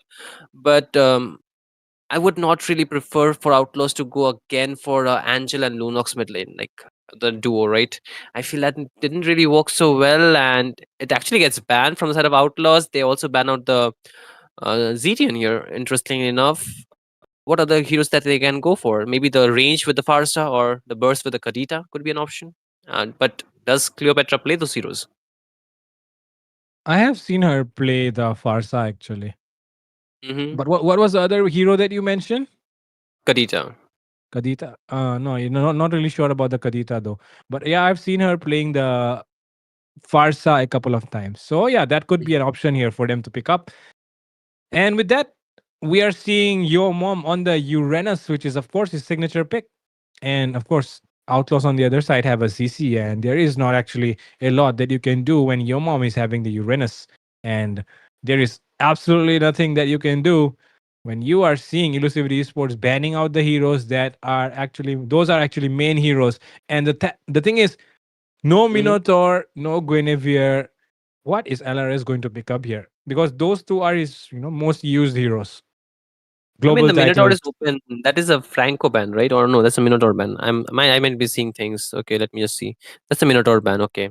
Minotaur. So what other option he has? Last game he went for the Angela. Okay. Maybe a utility could be an option, but he can also go for the tankier ones. The Baxia is open. Interestingly enough, I Baxia think could be an option. Hmm. a easy pick here could be the Belleric. Actually, it should be having problems going up against this. Oh, see now Yeah, it should be a Belleric right this now. They're picking up a Joy. This is a Belleric. this is a Belleric draft for sure. I mean, the Yeah, I do know the Belleric is not very preferred tank for a lot of the tournaments, but it's a very good counter towards the Joy as well as the even the 1-1 in some way, because I mean the 1-1 shouldn't be too much of a problem given the fact that they have a winning lane. So in terms of scaling, the 1-1 will have a bit of mobility, but only Aka is because pretty good. Aka is pretty good here. Something that came up. Aka is pretty good. And okay, this is. I have no, not no, no, you know really. what? Okay, Fredo, Hmm. I have a thing to say. Akai is good, but against the Zushin, no, she can cancel out the the heavy spin. Oh It get yeah, cancelled that's out. true. She Mm-hmm. can pick up and throw him, right? And Mm-hmm. yeah, that should be a problem actually. You cannot really engage when the Zushin is around.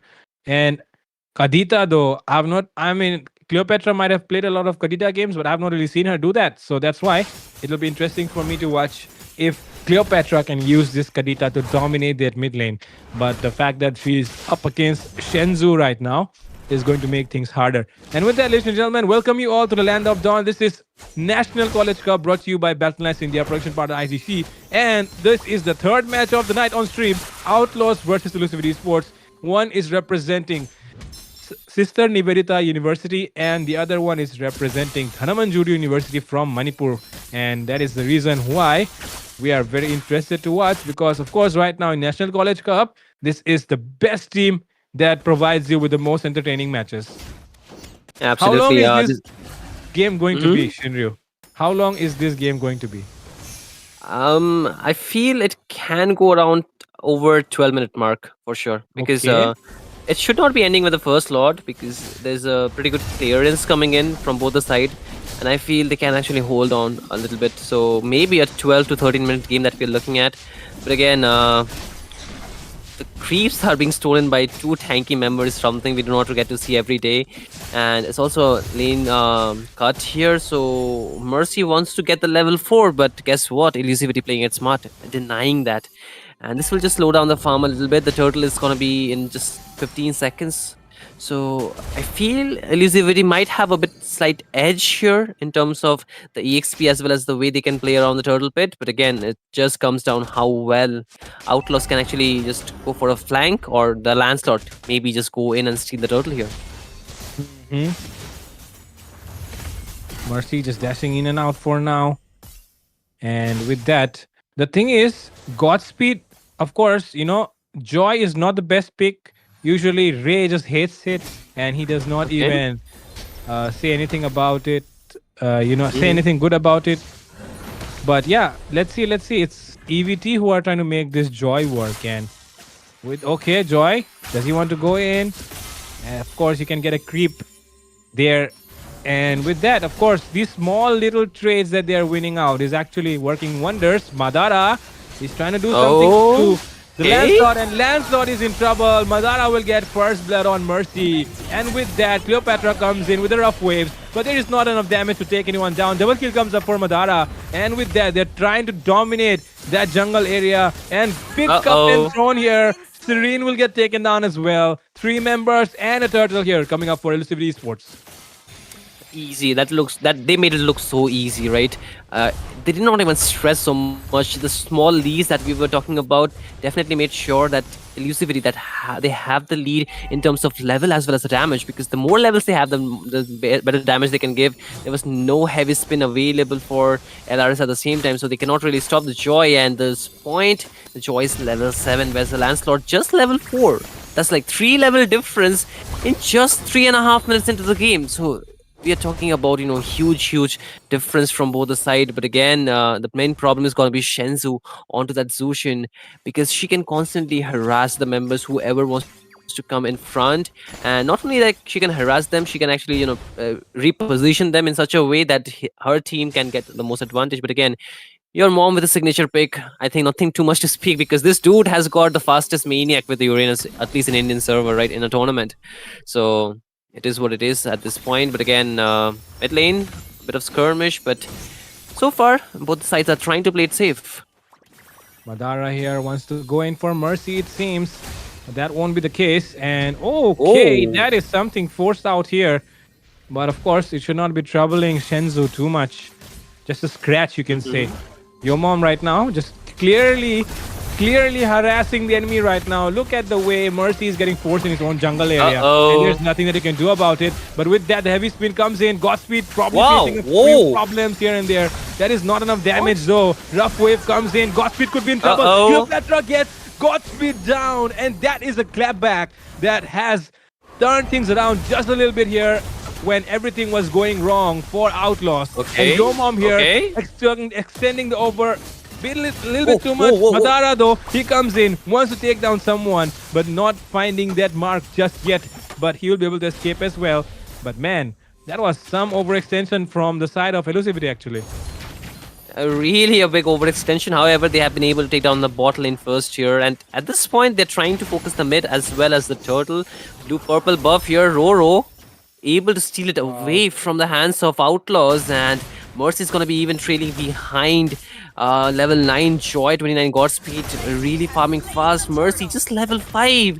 And this is going to be bringing a lot of problems because if the mid lane is not active, that means the side lanes will not be winning so much on the stakes. Here, LRS is making the rotation up top. Madara will be showing his vision, but it's all just a show because the main target is going to be pushing the top tier first turret. And they might be Heavy able to open it crossbow. up. Heavy crossbow forced out here. And with that, let's take a look at how things are progressing in the item department as it is 6 minutes right now. And Wow. at 6 minutes, they have already established a 4K gold lead. That is not the huge one, but yeah, it's still good enough. Yoma, of course. Oh, take a look at that. Who has just fallen? That is Madara. But again, Mercy has fallen at the same time. Roro gets taken down in the hands of Lux. That's a natural counter. But there are 3 members out there to mark him down. And Outlaws, they're actually finding some kind of trace. Yes, they were lacking in terms of items, but the 4K goal lead that we were looking at still stands into the hands of Elusivity. They did not lose too much gold. Flicker falls out from LRS. He falls, though 29 Godspeed become a kill. But Shensu finds Cleopatra at the same time. And both the sides are trading really left and right, and this might just give more advantage to the side of Elusivity in some way or the other because they are in the momentum, right? They are controlling the tempo. They have that advantage when they want to take some structures around the map. The waves are pushing in, however, it's a very slow game coming in from Elusivity at the same time. They're not forcing too much out of Outlaws, but at the same time they're also striping them off from their own resources.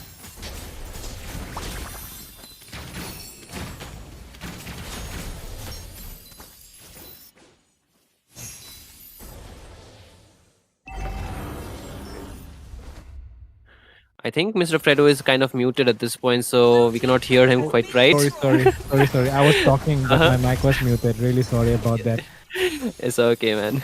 Go on. And yeah, the tier 2 gets taken down, and they are actually going for the third turtle as well. They could have went for the early lord, but seems like they're not really satisfied with this 7K goal lead that they've established. They want to make it even further.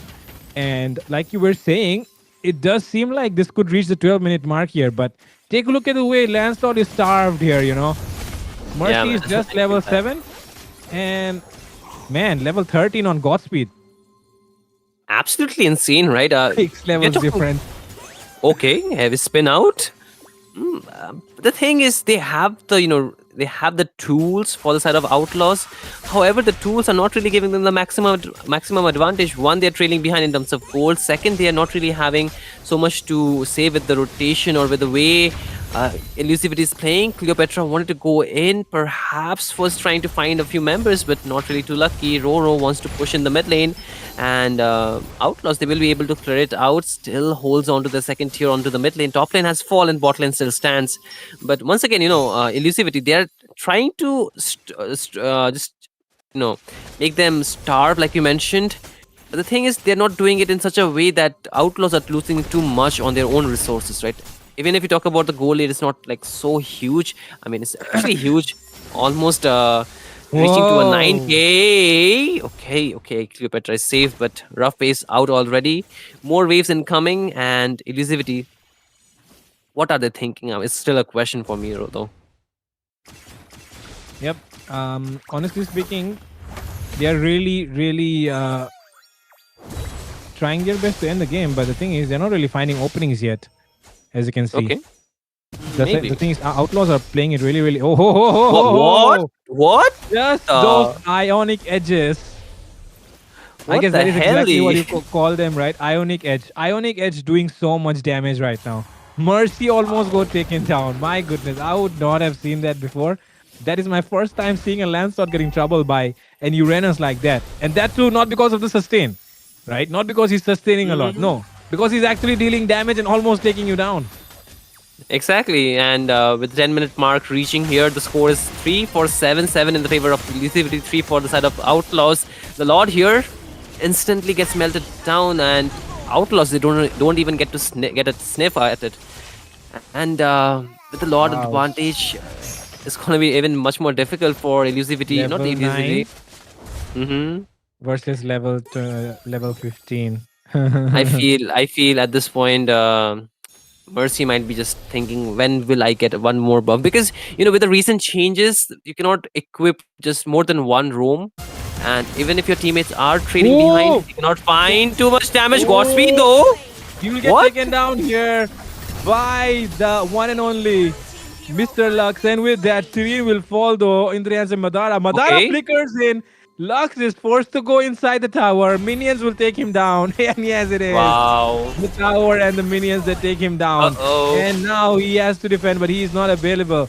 And is there something that they can make, out of this right now? The fact that they do not have their enemy goal laner right now to clear those lanes, and Kadita not the best lane clearer, and even the Lancelot is very, very underfarmed.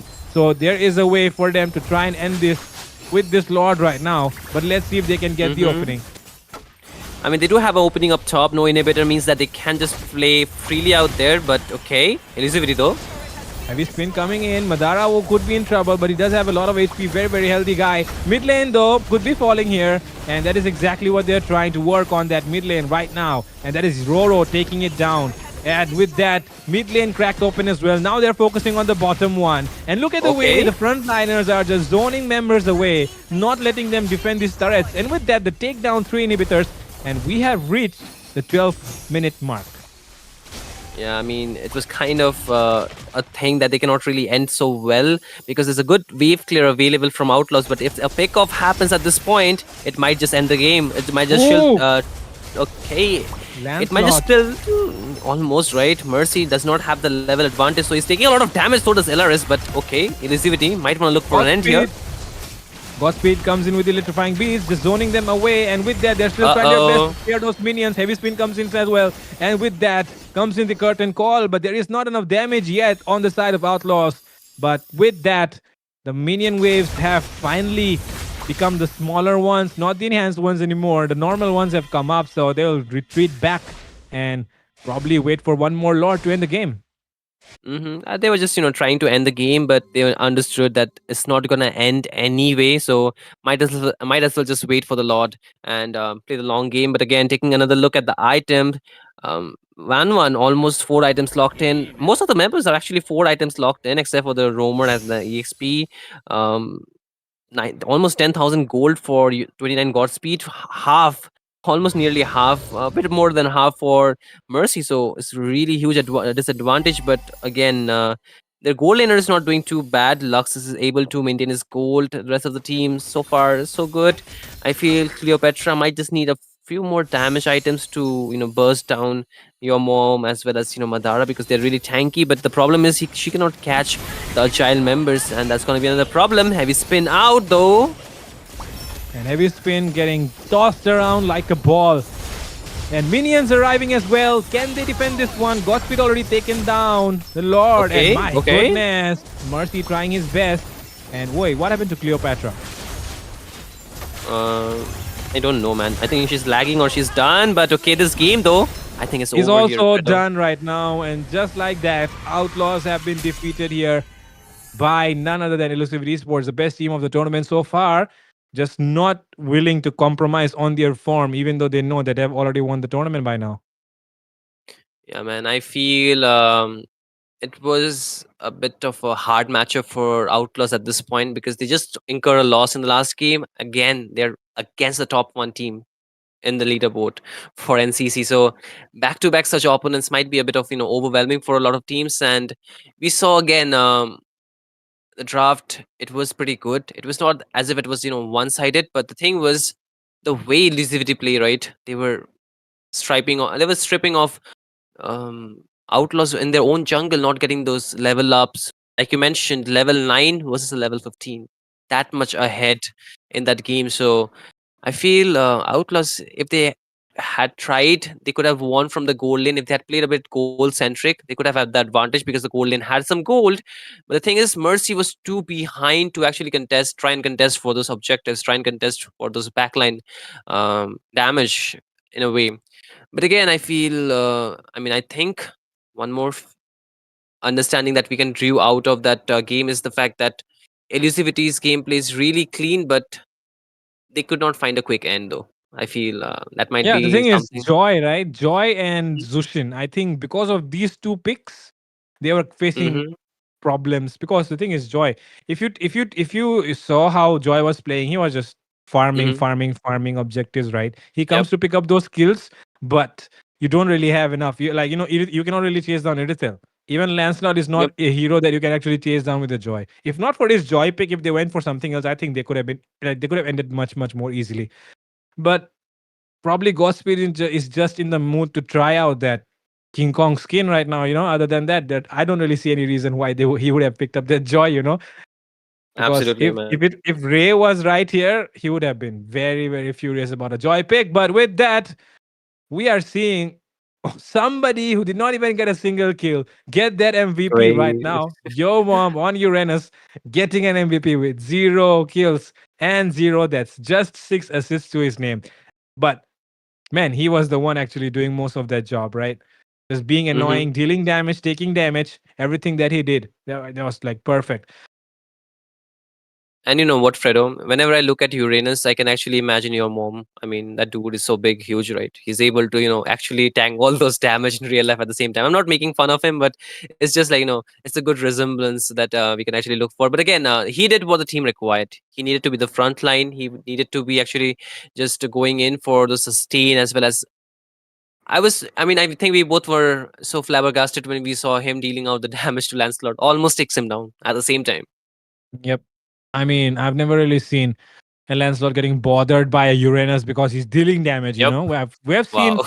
people thinking, "Oh my God, Uranus sustaining so much," but today we were like, "What? Uranus dealing so much damage?" So with that, okay, the only one that has the chocolate in so many matches Uh-oh. so far tonight. All the games have been Mhm. one-sided, but this was probably the only one where we're seeing a chocolate come up, and it is, of course, the Lancelot because he got so much harassed by the side of Elusivity in that jungle area. Bro was Yep. starved to death. I mean, I would have felt so bad if I was the Lancelot. Trust me, man. It's not the best Lancelot game that he could play again, but it's a 13-minute and 54-second match, ladies and gentlemen, with the score being 10 to the side of Elusivity and 4 to the side of Team Outlaws. Of course, Elusivity, they won the match with a pretty easy game. They were able to completely out farm, out rotate, and out macro the side of Outlaws here. And you can see 3 silvers, right? That really looks bad, right? It's like a sandwich that's happening around there. The gold, the MVP, and in between there are 3 silvers, man. Your mom solo carry. Yep, your mom carried the match. That sounds so bad, but it is the truth. But again, ladies and gentlemen, that will be it for the fourth match, which Fredo was really excited, thinking that it was Anarchy versus Elusivity. Didn't really happen. It might happen soon enough. I wish Fredo could stay here, but I don't know if we will. It's still a surprise. We'll be finding out soon. So do stay tuned. Stay tuned. And at the same time, don't forget about the giveaway. Don't forget about the giveaway because there's a very big chance to win the 275 dice for the Sanrio events. Of course, it's going to be delivered in the same day, today itself. So make sure that you take participate, be active in the chat, and also make sure that you do not miss out the final draw and be there for the final pickup. This is the end for the match number 4. Match number 5 will be coming soon, ladies and gentlemen. Stay tuned. And with this, Fredo and me will take a short break, but we'll meet you on the other side after the break.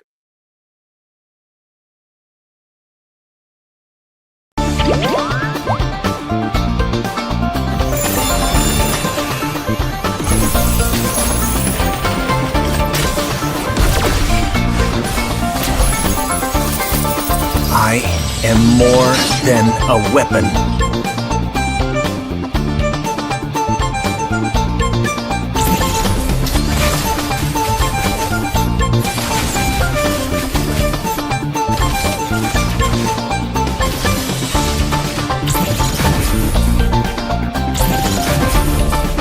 What for?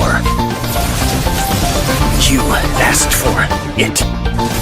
Chain up! It is my mercy.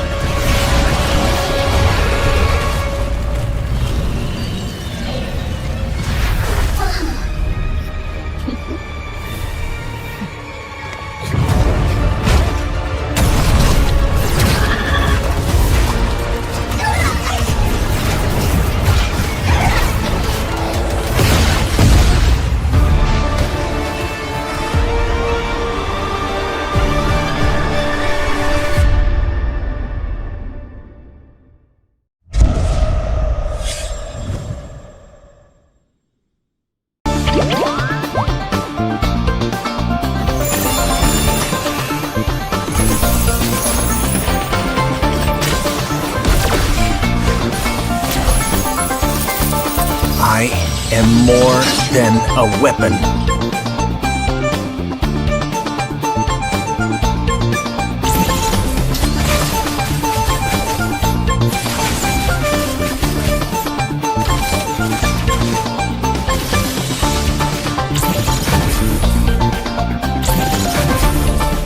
What for? You asked for it. Chain up! It is my mercy.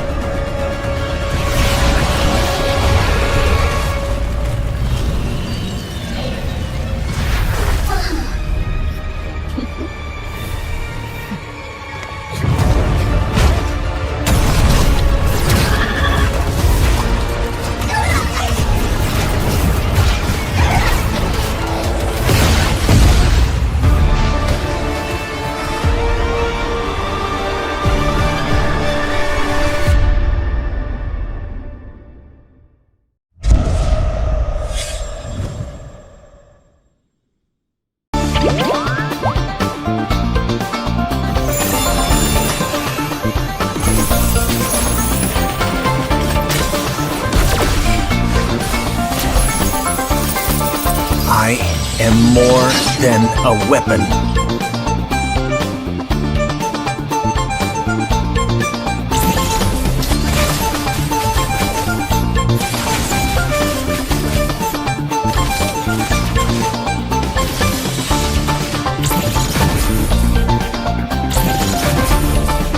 What for? You asked for it. Chain up! It is my mercy.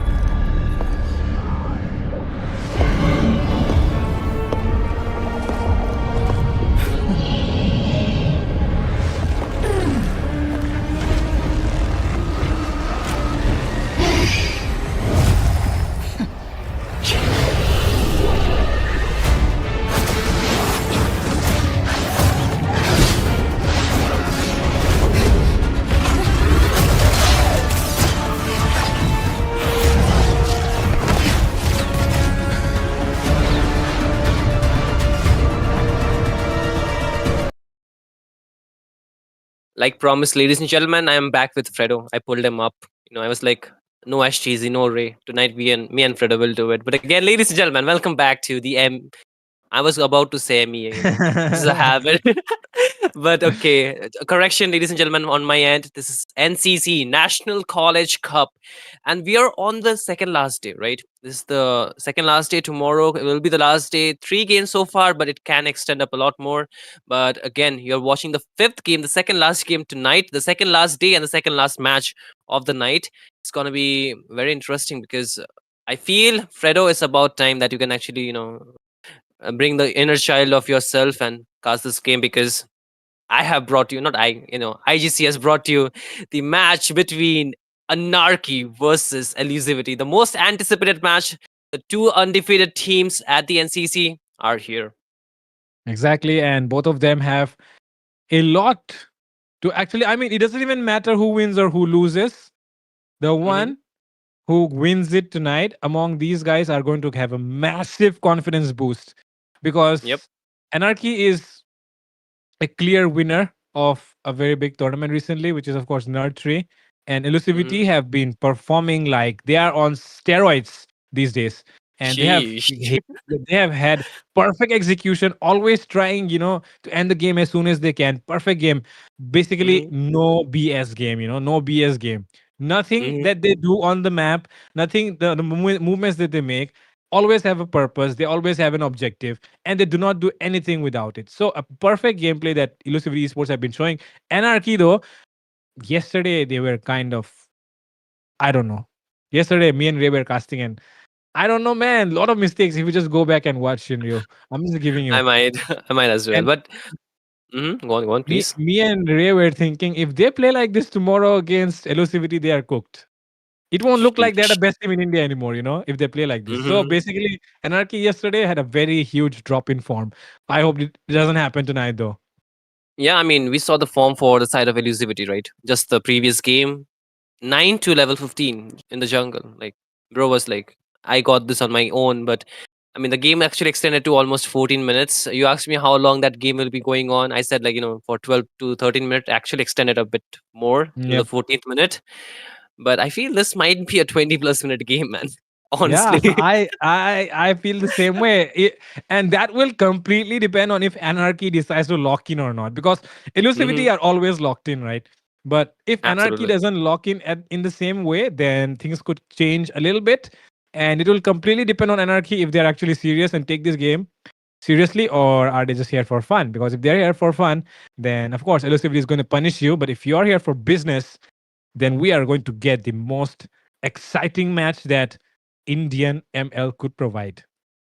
Yep. But the thing is, both the teams, they are contesting for that number one spot, and the higher they go, the better the rewards from this tournament, right? Exactly. This is not like you become the grand champion or stuff like that. It's gonna be a leaderboard thing. Number one means you're getting more rewards. Number two means lesser. Who wants to get less reward? Exactly. And this is such a great opportunity for both these teams because this match will dictate because I think this is the eighth match for Elusivity, right?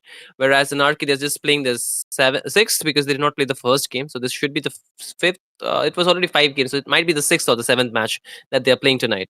That is in the leaderboard. They have 2 games to go again, but Elusivity, if they win, their position is completely unshaken, and it cannot be just reverted back. But again, we're finally in the draft. We have been in the draft for a long while. It's like both the teams are taking a lot of time to just ban it out, the heroes here, but not too different, like not too anything out of the box. No bans are there yet, but I do like the Garud Kacha ban. So this actually opens up the YSS, which I feel Anarchy are trying to look for. But at the same time, the Zushin ban also means that Elusivity, they might want to just go for the Uranus or some of the heroes which can actually frontline really well. So that could be a potential option for them. Hmm.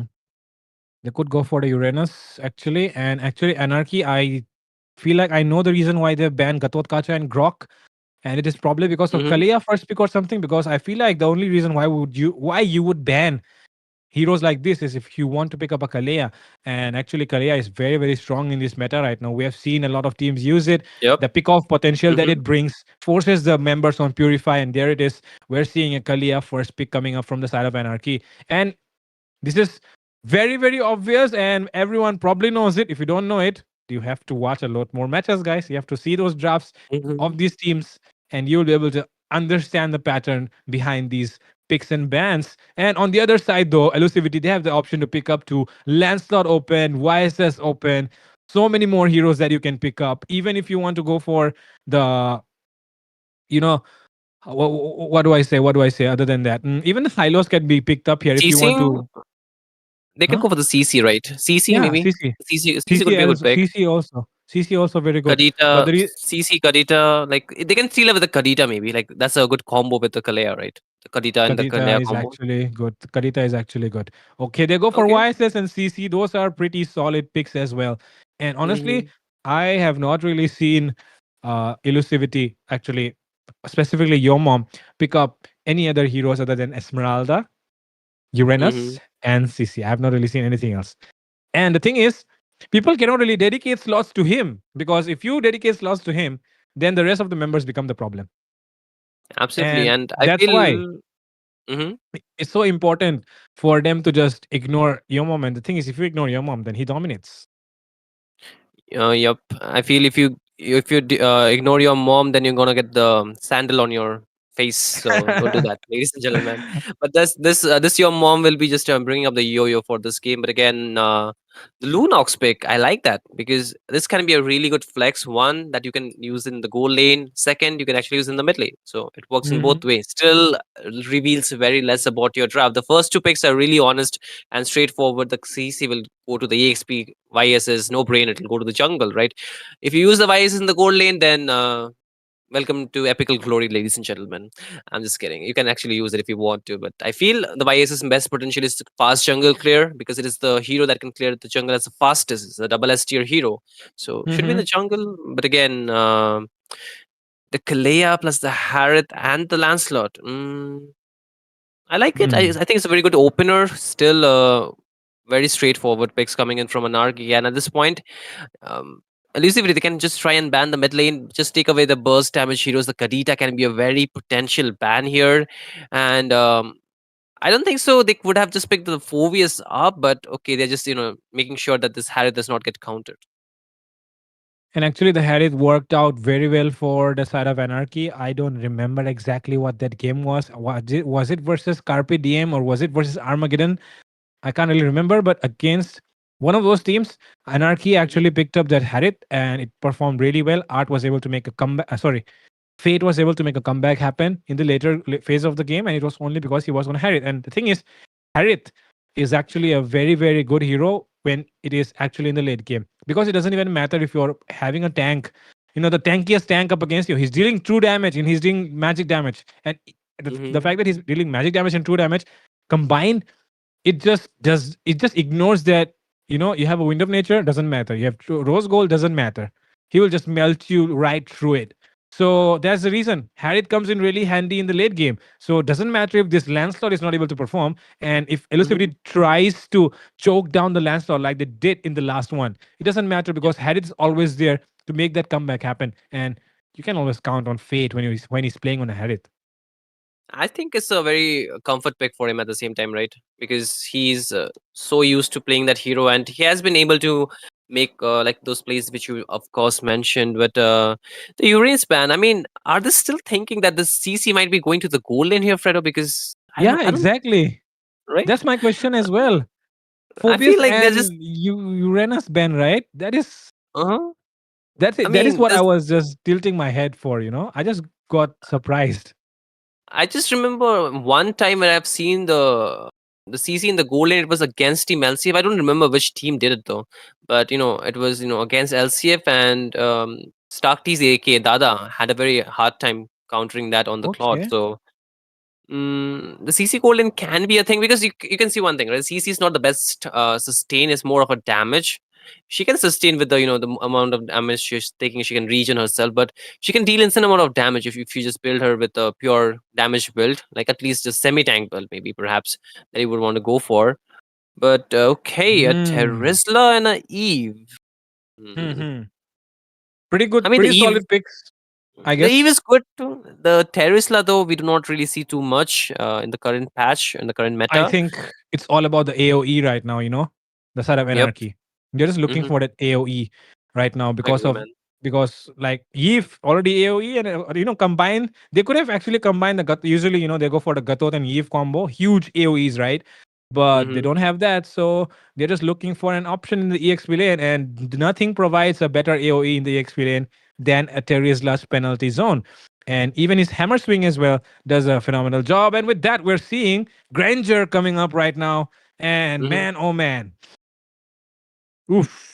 Very nice game lies ahead of us. Granger versus Harith, Yisun Shin versus Lancelot, and Hmm. I mean Kalia versus Hilda. Man, what else? What are you even waiting for? These are all top tier picks that you could have went for. This is man, they have cooked in the draft. Both the teams have cooked with this draft actually. Absolutely. But I still stand my statement here, Fredo. 20 plus minute match that we are looking at for sure. Yep, that is we that is we call it really. before the draft, but okay.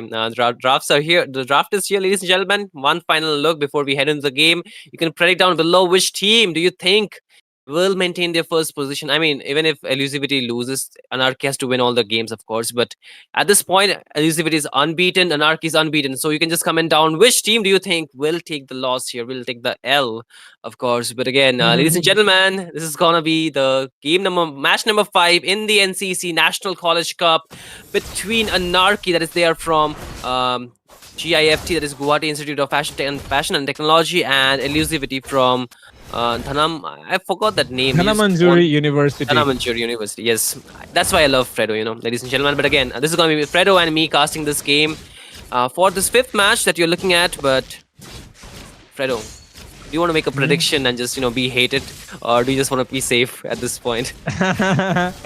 Man, I'll tell you honestly, for me, right now, honestly speaking, Hmm. okay, that was a retribution battle, and right now, Madonna could be in trouble here actually. Oh. Flicker's out. Art, Flicker forced out right there. And that is already domination being shown here. And look at the way, even Bid getting kind of. I mean, I've not really seen Bid losing. I won't say he's losing the lane. But okay, What? domination. What is happening? First blood secured here by Roto. And that is fade down on a Harith. And I was saying about comebacks, and man, it already feels like Anarchy are going to be coming back from behind in this match. Wow. I hope it better be a very stalemate match. But again, mid lane, Shensu takes a bit of damage. Oh, what? Oh! What the helly? The damage though coming out from Bit as well as Heart there, right? But Bit picks up the kill. The first turtle is still 1v1, 1-for-1 Mhm. scoreboard on the scoreboard, but this is the explosive start that we're looking, right? I think this is the Yep. fastest kill trade for both the teams that we have looking so far Mhm. all these matches. Mm-mm. And honestly, I'll tell you the reason why. The thing is, bit. I mean, people usually underestimate the damage of Eve, but the Eve's Void Blast is actually dealing too much damage these days. It has got buffed recently. And okay, Yama into the backline though, he's catching Eve. Wow, Because he knows that wow. is the main guy that will create problems. Penalty zone comes up, and two members who were diving in will get taken down. Tsunami Slam coming in as well. Godspeed will get the turtle, but that is two members sacrificed for their turtle, and Madara as well as Yomam will fall there. And with that, Vance Adru coming in with the dashes. Roro could fall here, and Adu will be the one getting the kill. Killing spree comes up here for the roamer of Anarchy. Sheesh, the gameplay was so fast from the side of Anarchy, right? I mean, I think we need to pick up the pace, man, at this point. We need to speak fast. We need to, rap at this point because we need to be entertaining the audience. The way the teams are playing Anarchy, really explosive. Okay, mid lane though. With that, on cam, off cam, whatever you call it, Godspeed will get taken down. And right now, even Tenzu could be in trouble. Tenzu! Does he want to go in? Okay. Just flickers out to safety. Madara arrives. What? Look at Madara. Look at the aggression. He will get taken down and so will Tenzu fall. And Madara is left all alone between three members. And he could get taken down as well. And yes, Madara could fall here. Definitely. No way! But he will survive. He still survives. I don't want to let him survive though. And Madara will finally fall into the hands of fate. With that synchro vision, he will take him down. Oh my god, bro, what the hell is going on? Like, they take away fun, but it's so far Anarchy actually punishing Elusivity for their overextension, for their overcommitment, and at times they're punishing them in their own jungle. And because of that, they have a 7K kill lead here with almost a 2K goal lead onto their hands, almost about the 4 minutes of the game. But first turtle though, it was onto the side of Elusivity again. Mid lane, a bit of skirmish is happening. There's a knock up. Tsunami Slam wants to commit. Madara, and that is a wrong member to go for. And with that, Bid will get taken down, it seems. And with that, Godspeed comes in and takes down Bid. But Vance Atru has arrived as well. But can he take someone down? Yes, he does take down Shenzu. And that is a killing spree for the Lancelot. Absolutely, man. Whoa, the rotation, the gameplay is so freaking fast. And at this point, the turtle will be up really soon. So I feel it's still a 50-50, right? The retribution was, although not available from Godspeed, but he should be getting it back really soon. But bot lane, Roro has a flicker, Fate has a flicker, and it's just about time we might see another skirmish happening around here. Yep, Godspeed arrives to the turtle. Can he take it away though? Yes, he does! What? He does win in the retribution battle, but that is Madara who will be falling down for the hands of Fate. And with that, one more member down. It will be Vance Atru who misses out on the retribution. With that, Tsunami Slam comes in. Tenzu falls. Yomom could fall here as well. The amount of damage that he's taking just way too much. And Void Blast takes him down. And with that, the fight finally just slowing down a bit, but seems like Godspeed doesn't want to slow down. And Bit could be in trouble here, but Godspeed is the one who gets taken down instead by Romcom with that hammer slam of his. Then that is trouble here. That is fast-paced gameplay. That is ML of India. Crazy, right? It's so much like a brawl here. Okay, another brawl bot lane. Roro, Fate, who survives? Okay, no way. Roro almost outplayed that, but Fate having that advantage with the shield because he has the Zaman Force drop down there. But again, I feel 29 Godspeed is thinking that he has enough damage, but that's the YSS. He does not have that early game damage. Just 5 minutes into the game, he cannot really do so much. But Shenzu is not having the best mid lane here. But again, bot lane getting pushed here. Madara wants to defend it. Shenzu is there though, but the waves will be enough for them to take it down. Art does have the Tsunami Slam, but does not really commit. But again, top lane 1v1 though. Romcom is out of mana, so might have to recall back. But talking about the structures, right? That's the first structure that has fallen in the map after almost 6 minutes with 14-4 score, and Anarchy actually leading the goal department with almost 2K goal lead. Yep, and honestly speaking, if it was some other team, then they would have really fell behind by a lot of goal, right? Look at the kill, like look at the skill score, right? That's 10 kills difference, but even then, they have just 2K goal lead. And that is the reason why these teams are called top teams. And with that, finally, an engage comes in. That is a very, very good engage from Yomom. And with that, finally, some comeback can happen. But look at Romcom into the backlines. He is trying to take down one member. He gets one. He can take down one more, though. But before that, he will fall. And it is shut down secured here by one Satoru. Comes in with the double kill. Vance Atro getting poked down as well. Roro could go in actually, but it will actually Yomom will be taking the kill anyways. It seems, and yes, he does. Take down. 4 members fell down just like that. And Elusivity Esports are making a comeback happen. Damn, man. At this pace, I feel it might go to a 30-minute mark. The game is like, you want one, we'll take two. This time, Elusivity, they took two. However, they lost three members, and the jungler is still not up. Even though, Godspeed is onto the map, he has not really started the turtle. He's waiting for the rest of the team to show up. Open up the map, give the intel to him so he can actually go in and take the turtle, of course, but the first tier from the top lane will be falling for the side of Anarchy, so that's 1-for-1 turret so far, and the turtle should be starting really soon. It's just a bit of, trades of those poke damage coming in, but almost 5 members available from both the side for this turtle fight. So far, the objective countdown, 2 for Elusivity, 0 for Anarchy. Will this third turtle go into the hands of Anarchy is still a question, right? Yep, exactly. There's a big question right here that lies in front of us, and both the teams seem to be setting up for the turtle. And the side of Anarchy actually have a very good position here, but can there be something upsetting coming in? Ben Satru comes in with the turtle fight, and with that, Art gets one down. Yoma taken down into the backline, so will Madara fall. And with that, Romcom already punishing here. Shenzu is forced to use the flicker, along with that light form as well. Brilliance will be popped off, and there is nothing that they can do right now. Oh! Flicker plays happening as well. My goodness. This game is so fast-paced, man. Even Ultra Instinct moments are happening. Yeah. Right? You see Roro with the, Kelra Instinct at this point. But again, the mid lane being open, the first tier have already fallen from the bot. Okay, lock in.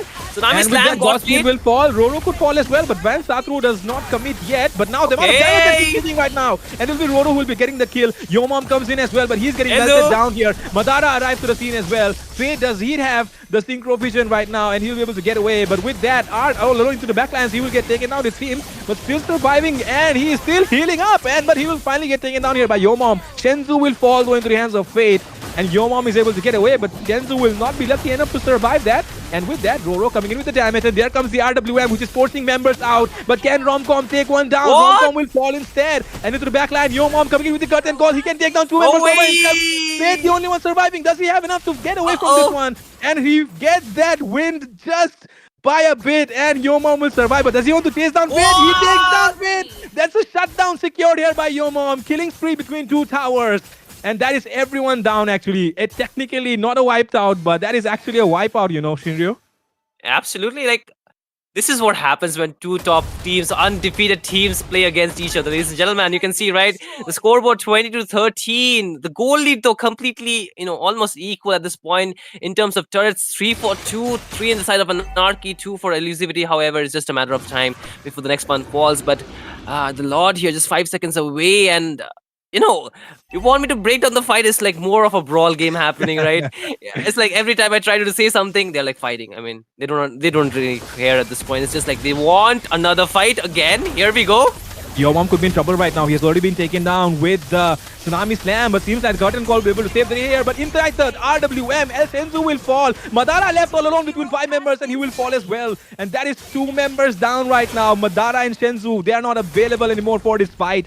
And Anarchy could definitely go for this Lord, but will they decide on that? Because Godspeed is still up, and he can make something happen. Once again, the Tsunami Slam comes up, and Yomam still survives thanks to that vengeance. But he's taking a lot of hits, and Fate is actually melting him down. Godspeed is getting chased down as well by Art, but he's still able to survive that. And that should be an easy Lord for Anarchy. Yeah, but despite how the draft is, Romcom is so tanky, right? He's taking damage after damage, hits after hits. He's able to regen it back, and he's not taking, he's not really, it's more like the damage is tickling him at this point. It's not even hurting him. He's like able to regen it back, but again, if you take a look at the items, he's not really going for anything damage or regen items. Mostly tanky items just to counter them out. But in terms of item, both the teams have a pretty equal mark here. But okay, Tsunami Slam.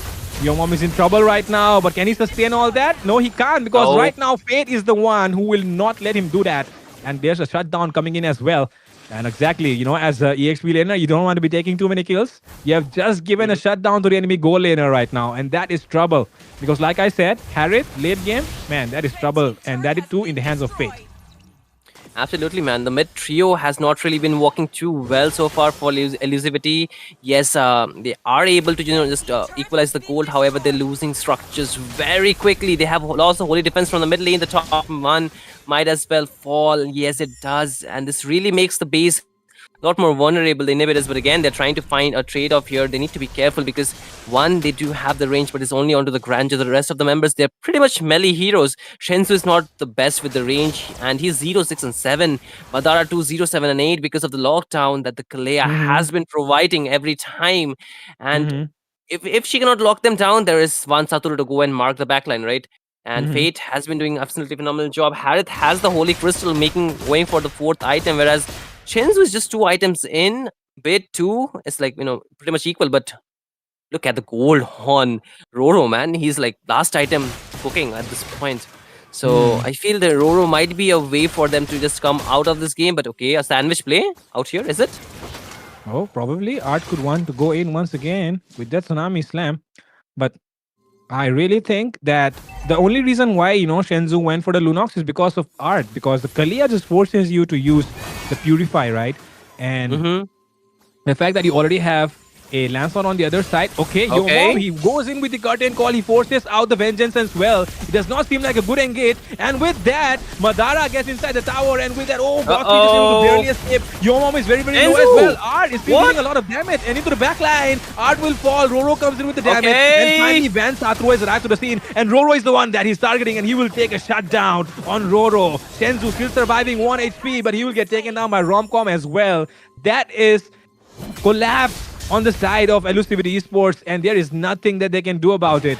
And my goodness, I think it is kind of a bad call there from your mom who decided to engage first. Yeah, absolutely. Because okay, again, Zaman Force, but outplay. Coming in, and with that, your mom will be the one getting taken down. Madara wants to go in, but what can you do when it's a Harith in the late game? Madara will get taken down as well.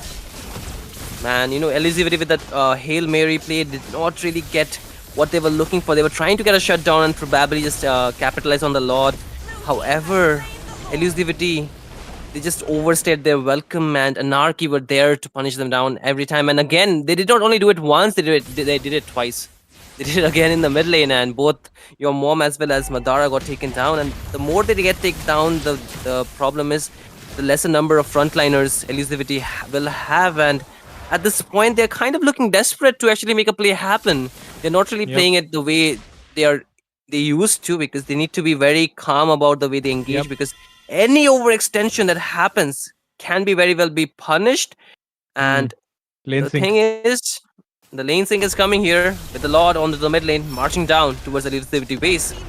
Yep, and look at the way Ben Satru just styling in and out. He's going to go for Roro, and yes, he will successfully take him down. That is the main damage dealer getting taken down just before the Lord arrives. And with that, the RWM setting in as well. Look at Madara, he's getting tilted. And with that, into the backline, Tsunami Slam comes in. Yo Mom still sustaining though, trying his best. But seems like Van Satru could take him down. Shensu has forced out the brilliance as well. They're trying their best to clear these lanes before the enemy can arrive. But before that, Madara could fall down here. He is getting targeted by 5 members, and he forces out. Uh-oh.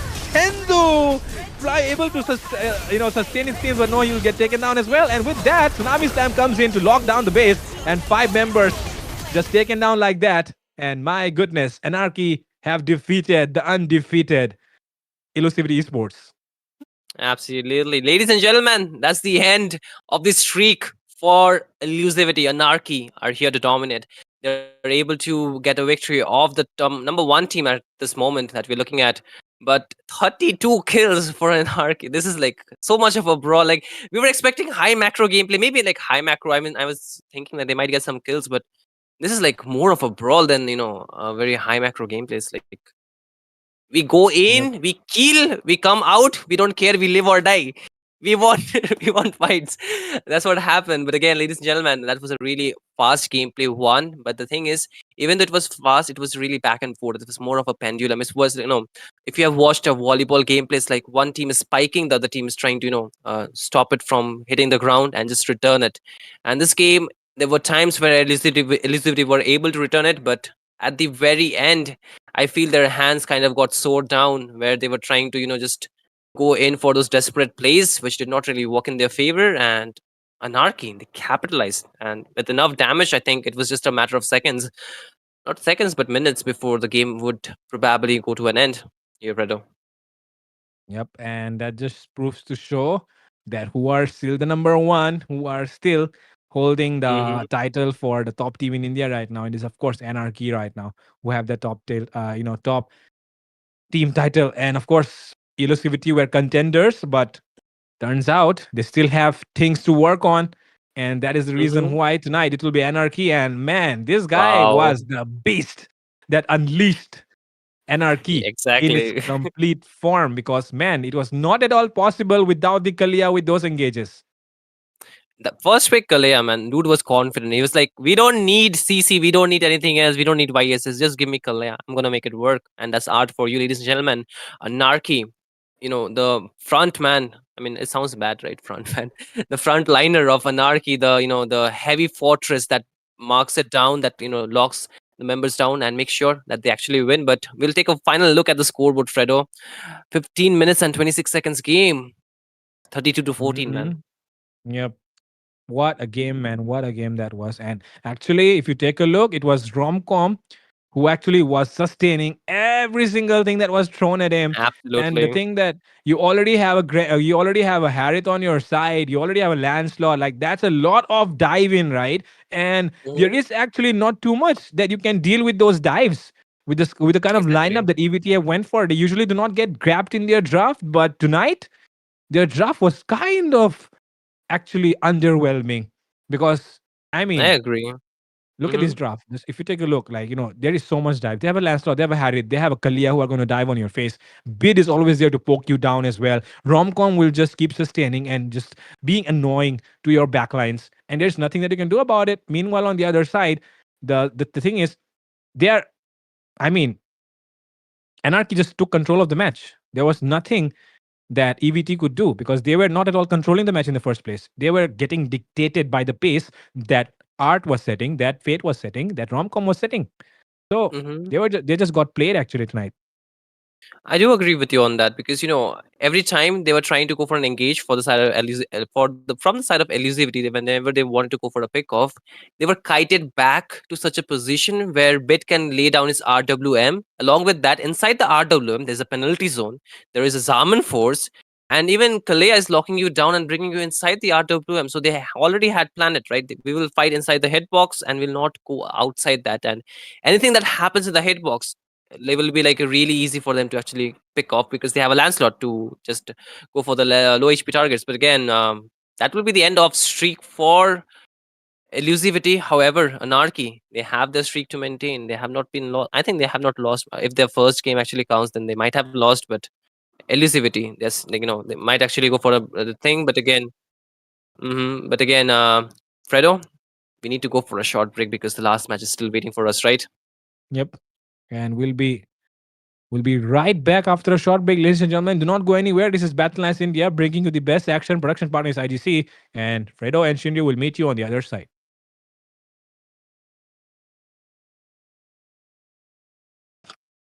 Okay,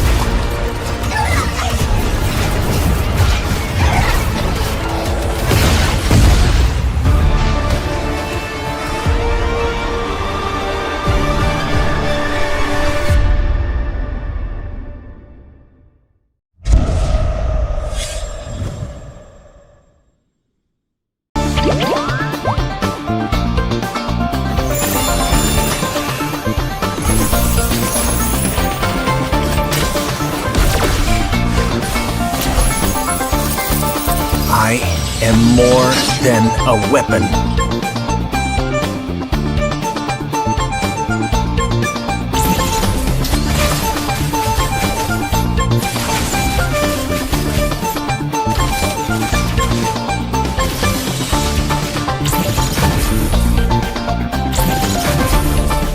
What for? You asked for it. Chain up! It is my mercy.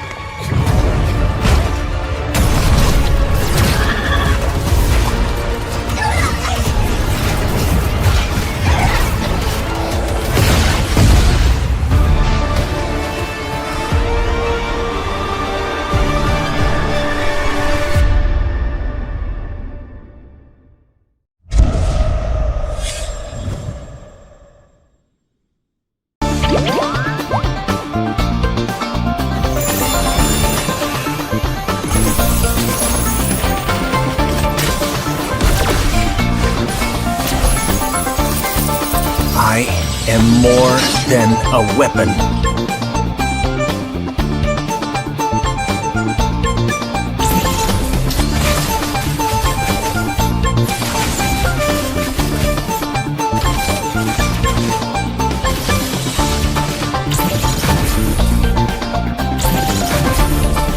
What for? You asked for it. Chain up! It is my mercy.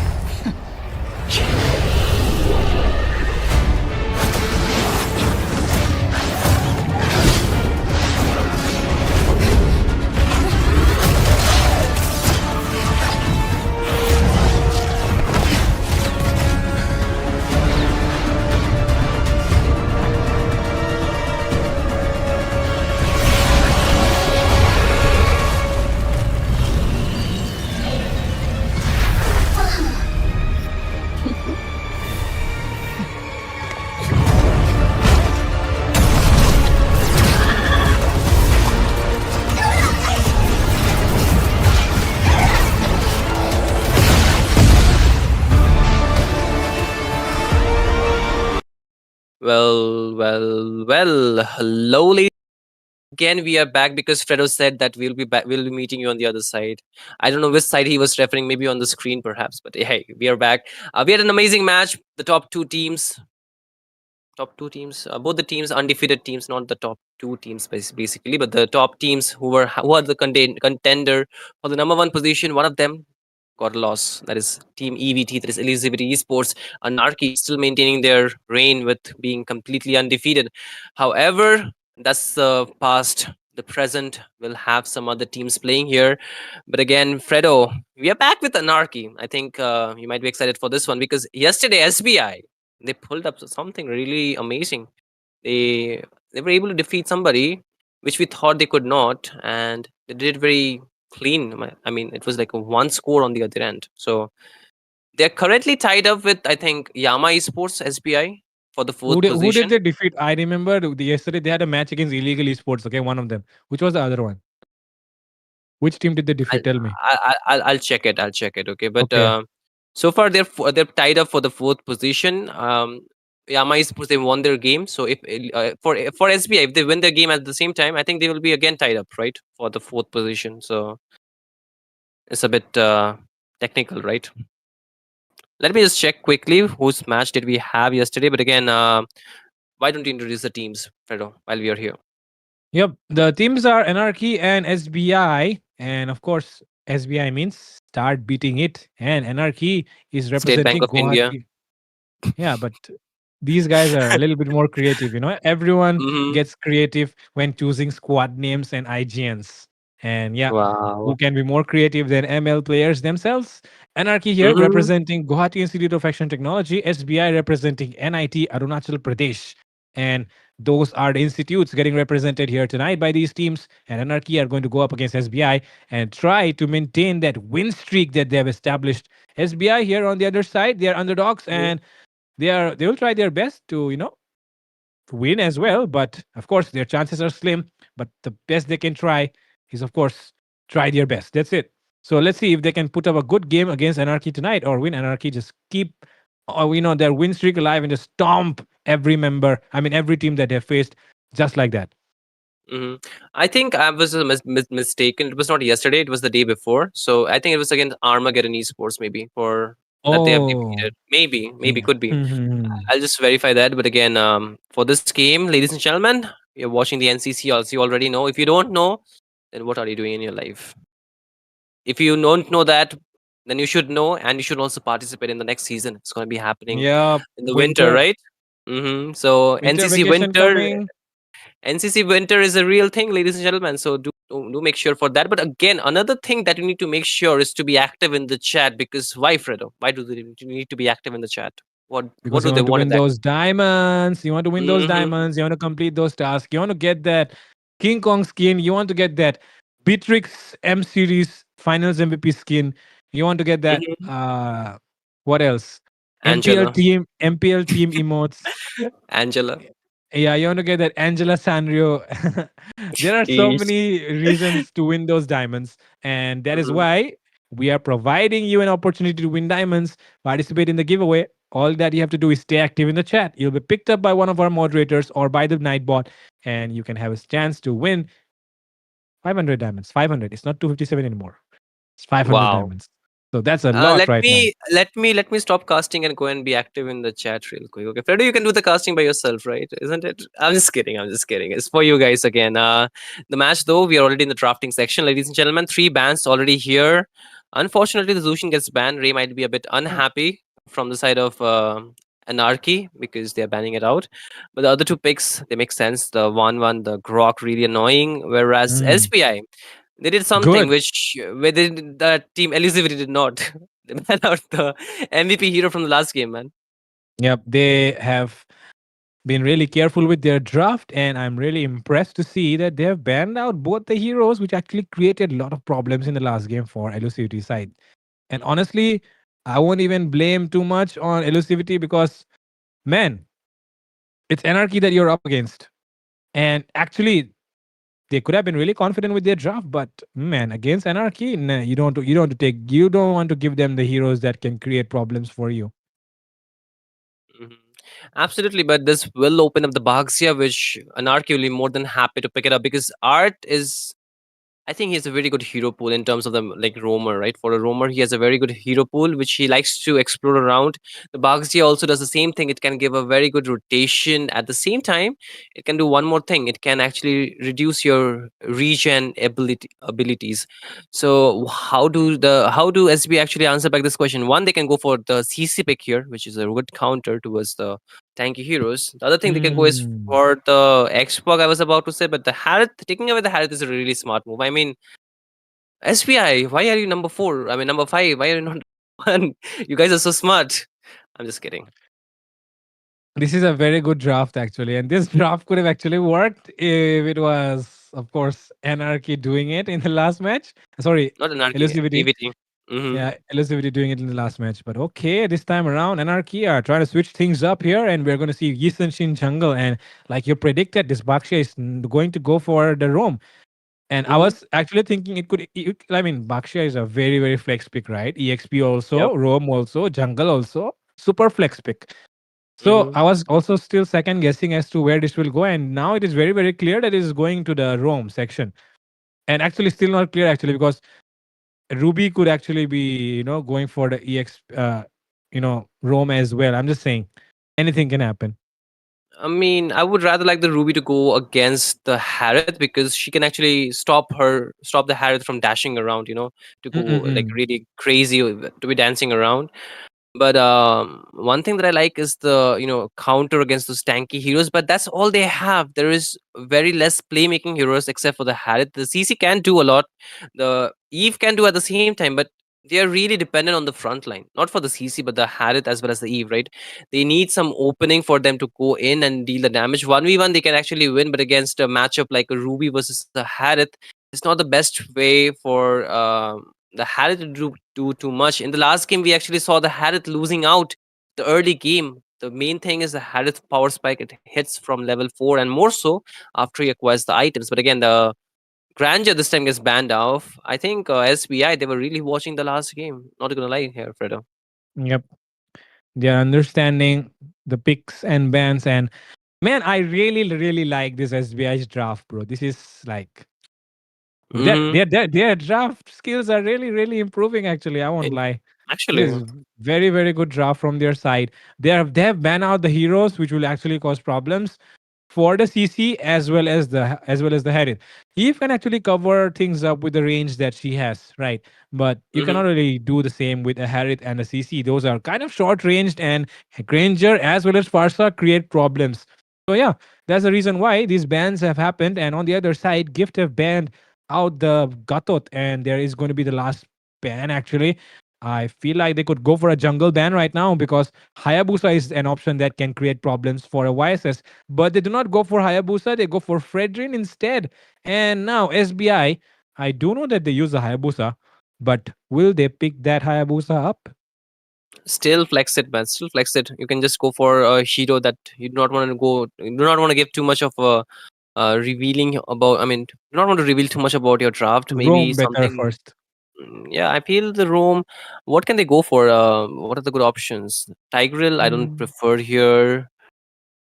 Kufra, not the best option. I feel. I think Uh, if they are not, if they can actually go for a Matilda and okay, Khalid, this Khalid. just proves one thing. They do not want to go for the utility anymore. Maybe they want to go for something damage.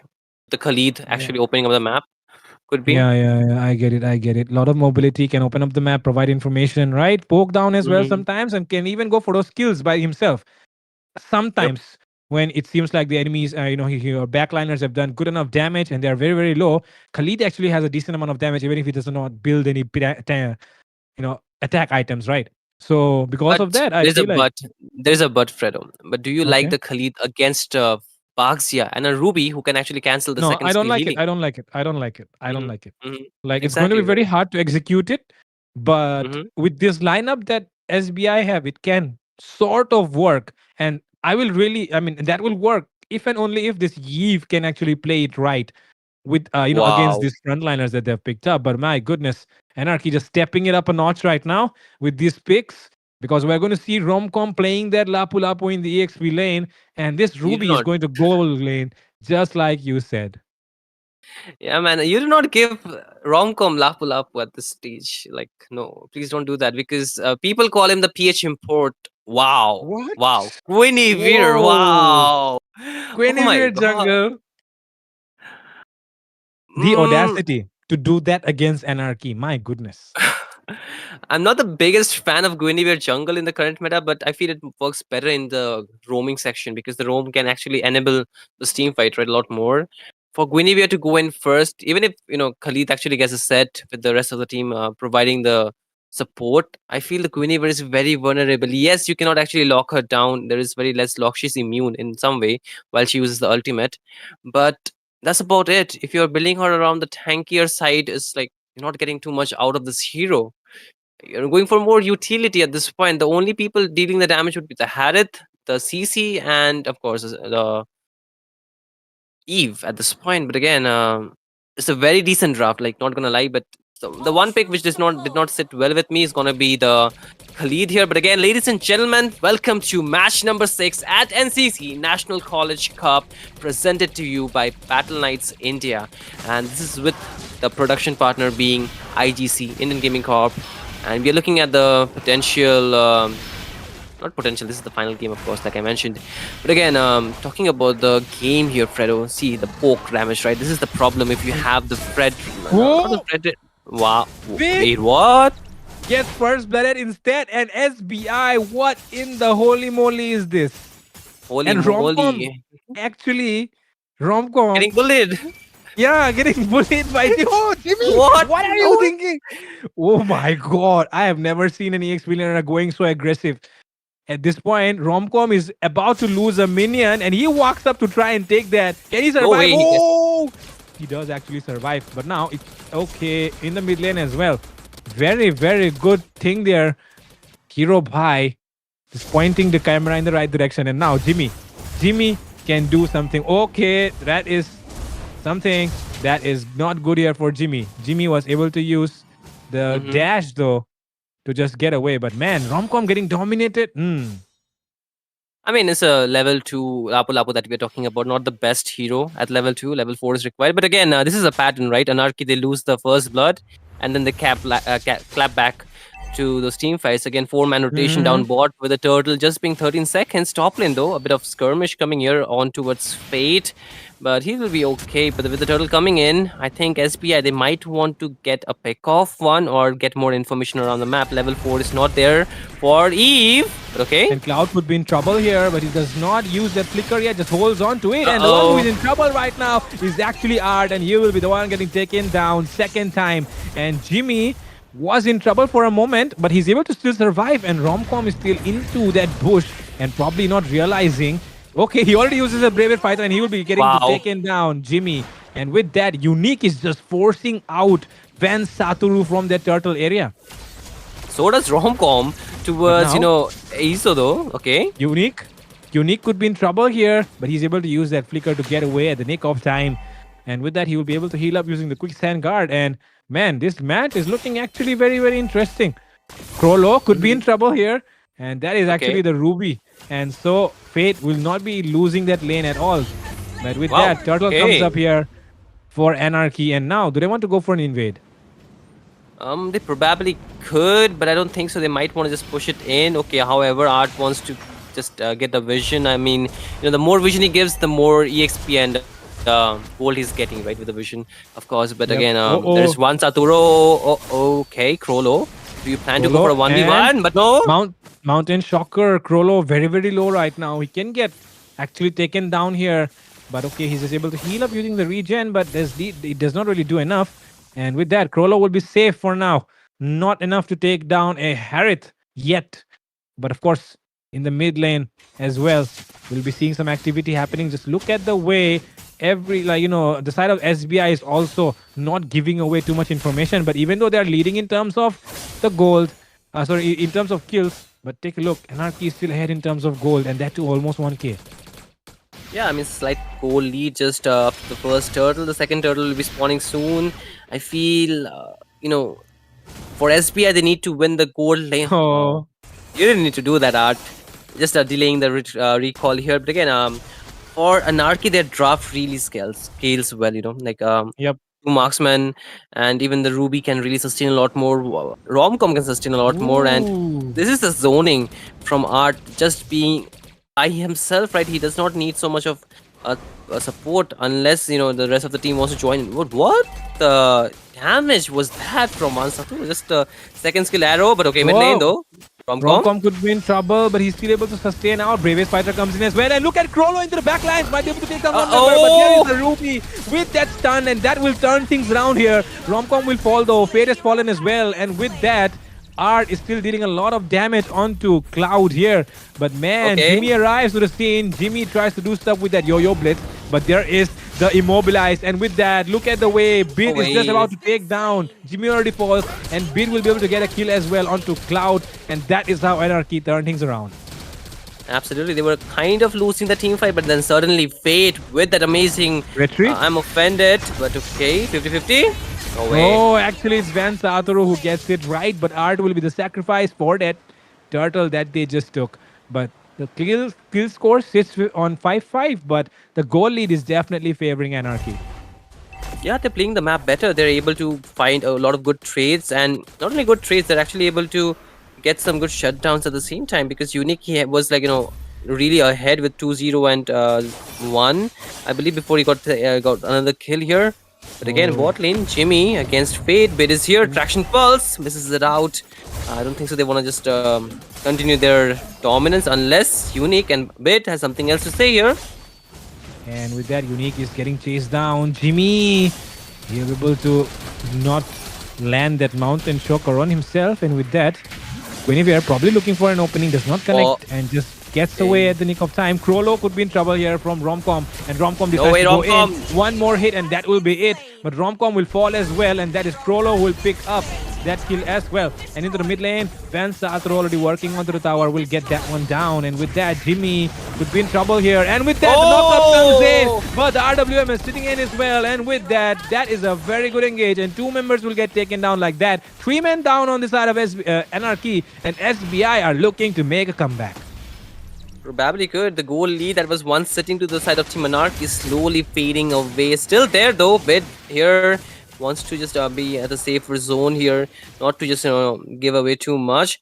But Anarchy, they are actually able to open up the map a lot more compared to SBI. They have not even taken down one single structure around the map, and Anarchy, they are just making sure that they can actually just choke them or just pressure them in their own jungle, because Bid as well as not Bid, actually Art as well as Fate, I believe, or it was Romcom. I mean, there were 2 members out there. Like those 2 were so deep into the enemy territory, and that's where the Guinevere came in, as well with the spatial migration came in and punished them. But okay, The backline, look at that. Everyone has dived in. Van Satoru will dive first. Bid could fall as well. RWM something in, and with that, Bid gets taken down. And that is a successful fight for SBI as they reclaim control of this turtle area and take that turtle soup. Absolutely, but the turtle is still not done yet. Romcom arrives to the scene, but he is getting taken down here by Krolo. And what? Don't tell me! He's still sustaining, but there is not enough damage. Shutdown secured here by Art, but at the cost of his own life, as Krolo will be the one taking him down. And with that, Fate left all alone in the top line. And of course, he will be the only one surviving. But man, SBI cooking for sure. They're 12 kills in and almost equalizing the goal at this point. Like I was telling, right, why are they number 5 in the leaderboard? Why are they not number 1 or 2? But the way they drafted and the way they're executing this draft at the same time is really phenomenal. They're not losing too much. At the same time, they're not giving too much lead to the side of Team Anarchy. They're doing it in such a way that they can keep a good balance, right? And even though they have not really have been able to find much turrets, they have been able to get the turrets really low. So with some good timing, they can really take down a few structures for sure.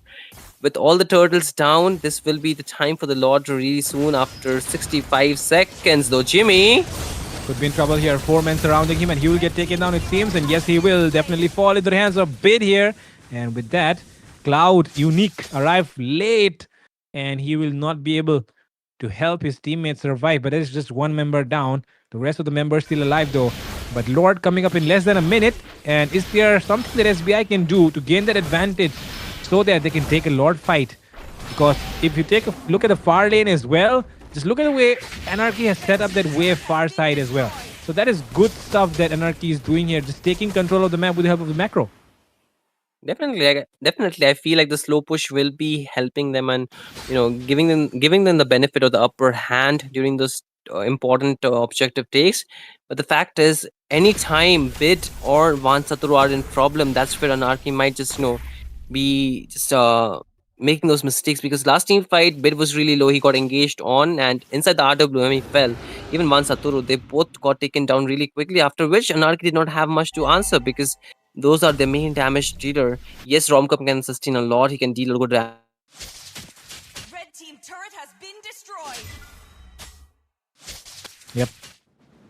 I don't know what happened, but you seem like you got cut off there, Shinryu. But yeah, with that, we are into the game, and right now, Anarchy is already working onto that Lord, and there is nothing that the Hanami can do here because the members, the frontliners of Anarchy, are just zoning away SBI. And of course, nothing that they can do. Traction Pulse comes in, does not really connect. But okay, Fate coming in with that trigger play, and that will connect. Well, Jimmy will get taken down. Do they want to go in for an engage onto one more member? Seems like that should be an overextension, so they do not do that on their part. And with that, Lord marching down bot side. Yep, the Lord marching down, and with one member down, he will be back before the Lord, I think, hit the base. But with a good sync, Anarchy can actually potentially open up. Wait, Ooh. what? One more, it seems, will be taken down. It will be Cloud. Man, they are losing the best members to defend the Lord, actually.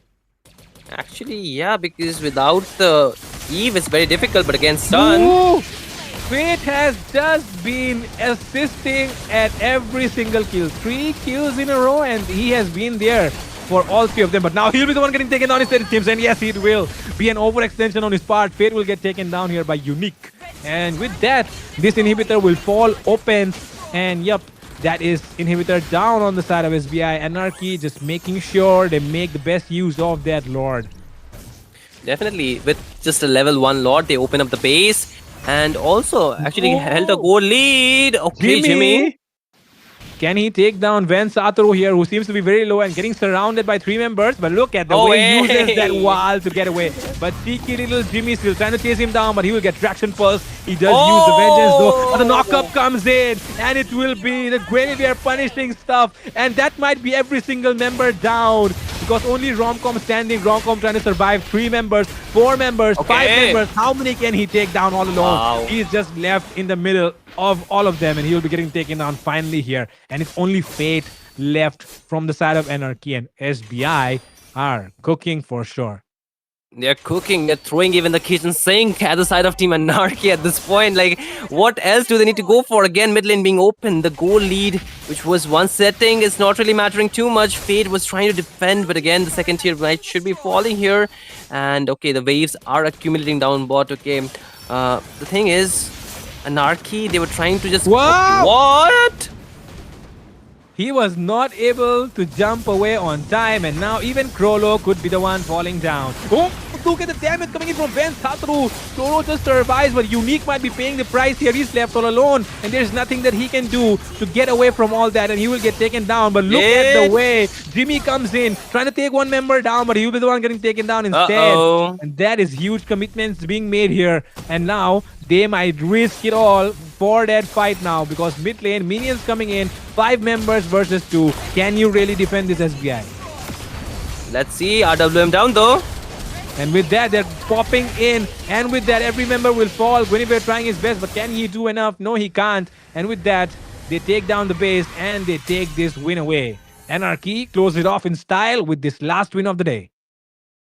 Yeah, I mean, we definitely thought this might be a very close game, but the late game, like I mentioned, Anarchy has a better scaling with 2 marksmen as well as a very huge, I mean, very hard sustain that they had.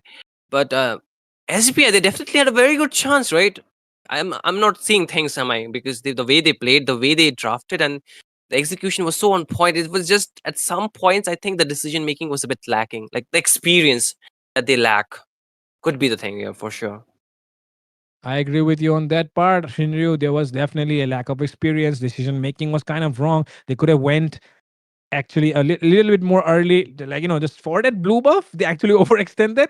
And that's the reason why. Because the thing is, you don't really need that many members to take down just one tower, right? They were all going for that, tier 2 in the mid lane. That's what they were going for. But instead of just the Guinevere could have actually taken that blue buff. Meanwhile, 3 people would have been pushing, the tower would have been still falling down. But they go for the tower together, they go for the buff together, and when they die together. So because of that reason, I feel like, things went wrong. And actually, Fate with those very, very good I am offended connections as well, actually. Making stuff very, very hard for the side of course. And Fate could be the MVP here. And oh my god, of course, making the life hard for his enemies, and of course, getting that MVP as well.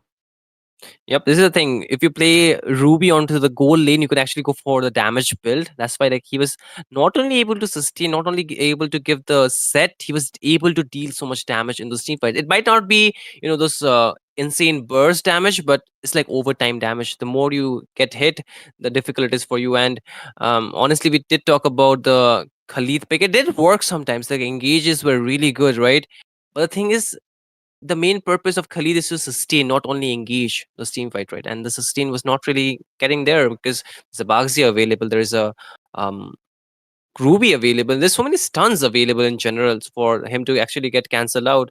But again, we'll take a final look at the scoreboard after the game got over at just 13 minutes and 12 seconds, 17-17. But this does not speak the entire game, does it, Fredo?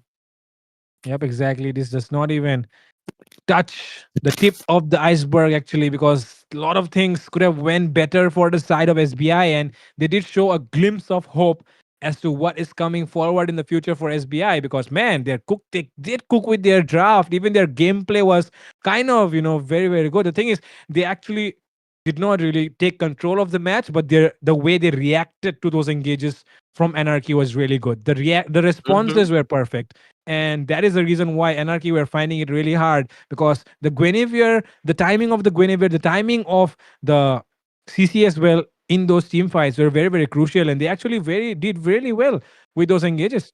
But in the Mm-hmm. end, the experience mattered, and that's where Anarchy just had their edge. I mean, so far, I think Anarchy is having the best time in this tournament. They have defeated not only the number one team, they are defeating most of the teams that are coming after, after them for that spot again. But with that, ladies and gentlemen, this will be the end for the matches. But it's not the end of the stream because we need to do one very important thing, Fredo. You know what? Yep, we need to do Mhm. the giveaway, and Okay. I have not really stayed to the end of the stream, so I have no idea, Shinryu. So you should take it over, I guess. Wow. Okay. We'll soon have the declaration of who's the person actually winning it out. I am still figuring it out who actually won it because I cannot see it. I'm blind at this point. I'm sorry, ladies and gentlemen. I might have to just borrow Fredo's glasses to just see better. I'm just kidding. I'm just trying to buy some time. But again, the 500 dias that were supposed to be there. Let's see who actually won it. But again, Fredo, any guesses? I mean, have you seen the people who are active in the chat though? Sadly, I do not have extra devices. I might have to pull one out right now if I want to take a Let's do look. it. Let's do it. Let's take a peep. Let's see if it's already declared in the chat or not. Because for me, I cannot see it. I don't know about you. Let's see. Let's see. Let's see. I can finally see the chat. And okay. But ladies and gentlemen, one more thing, right? Tomorrow there's gonna be three more matches for sure that are gonna happen. But there's the potential that we can have a draw for the lot of positions onto the leaderboard, which can lead to many more matches. So do come back tomorrow for that. At the same time, like it starts from 7:30 out here, and it can extend till 1 because we want to make the life of our streamer really hard. He should not get early breaks. He should be just work work to the. I'm just kidding. Just chill, chill, chill. But again, Fredo, Okay. who is that? Subaru waifu. Okay. Mm-hmm. Okay. Waifu is trash. Won the giveaway. Subaru won the giveaway. Ivy won the giveaway. Okay. I have Okay. I have seen three members right now, and for Three. some reason, Mm-hmm. three should not be happening. But I don't know. I don't know what's happening. Whatever Okay, it we'll is, just. just Okay, contact wait, the wait, wait, admins. wait, wait, wait, wait, wait, wait, I wait. guess. Wait, wait, wait. I have a confirmation. It's Ivy and Subaru who actually won the giveaway. Okay.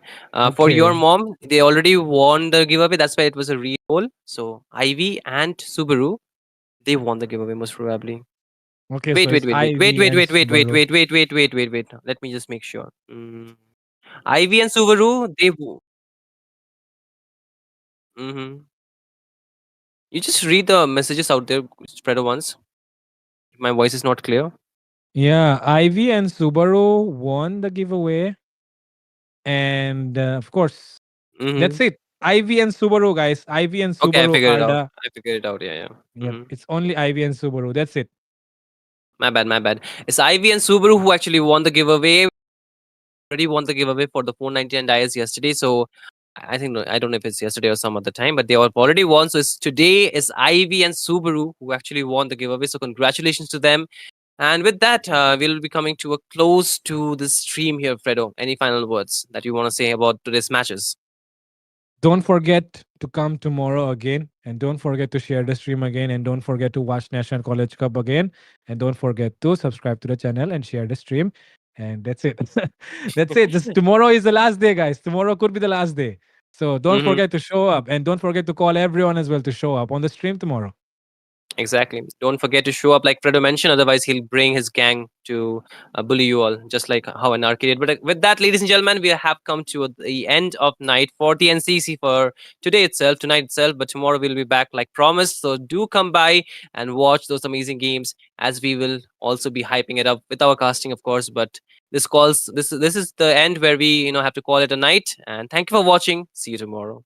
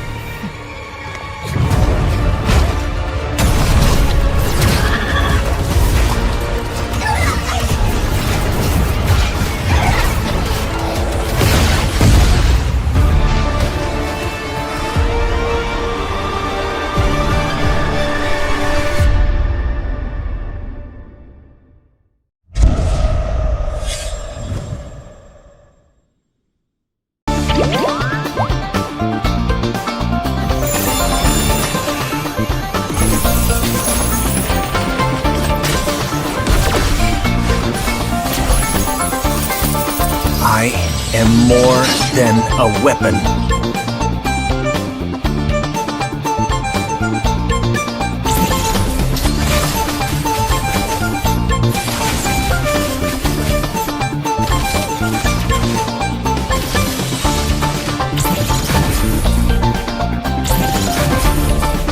What for? You asked for it.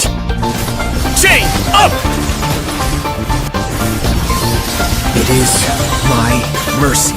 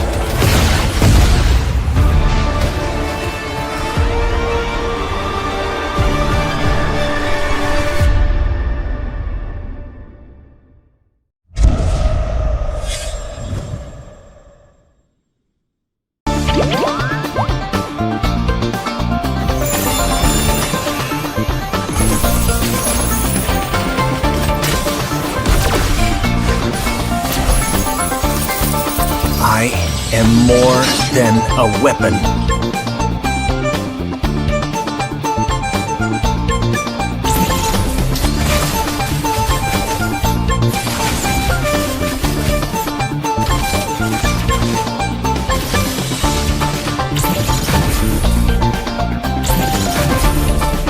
What for? You asked for it. Chain up! It is my mercy.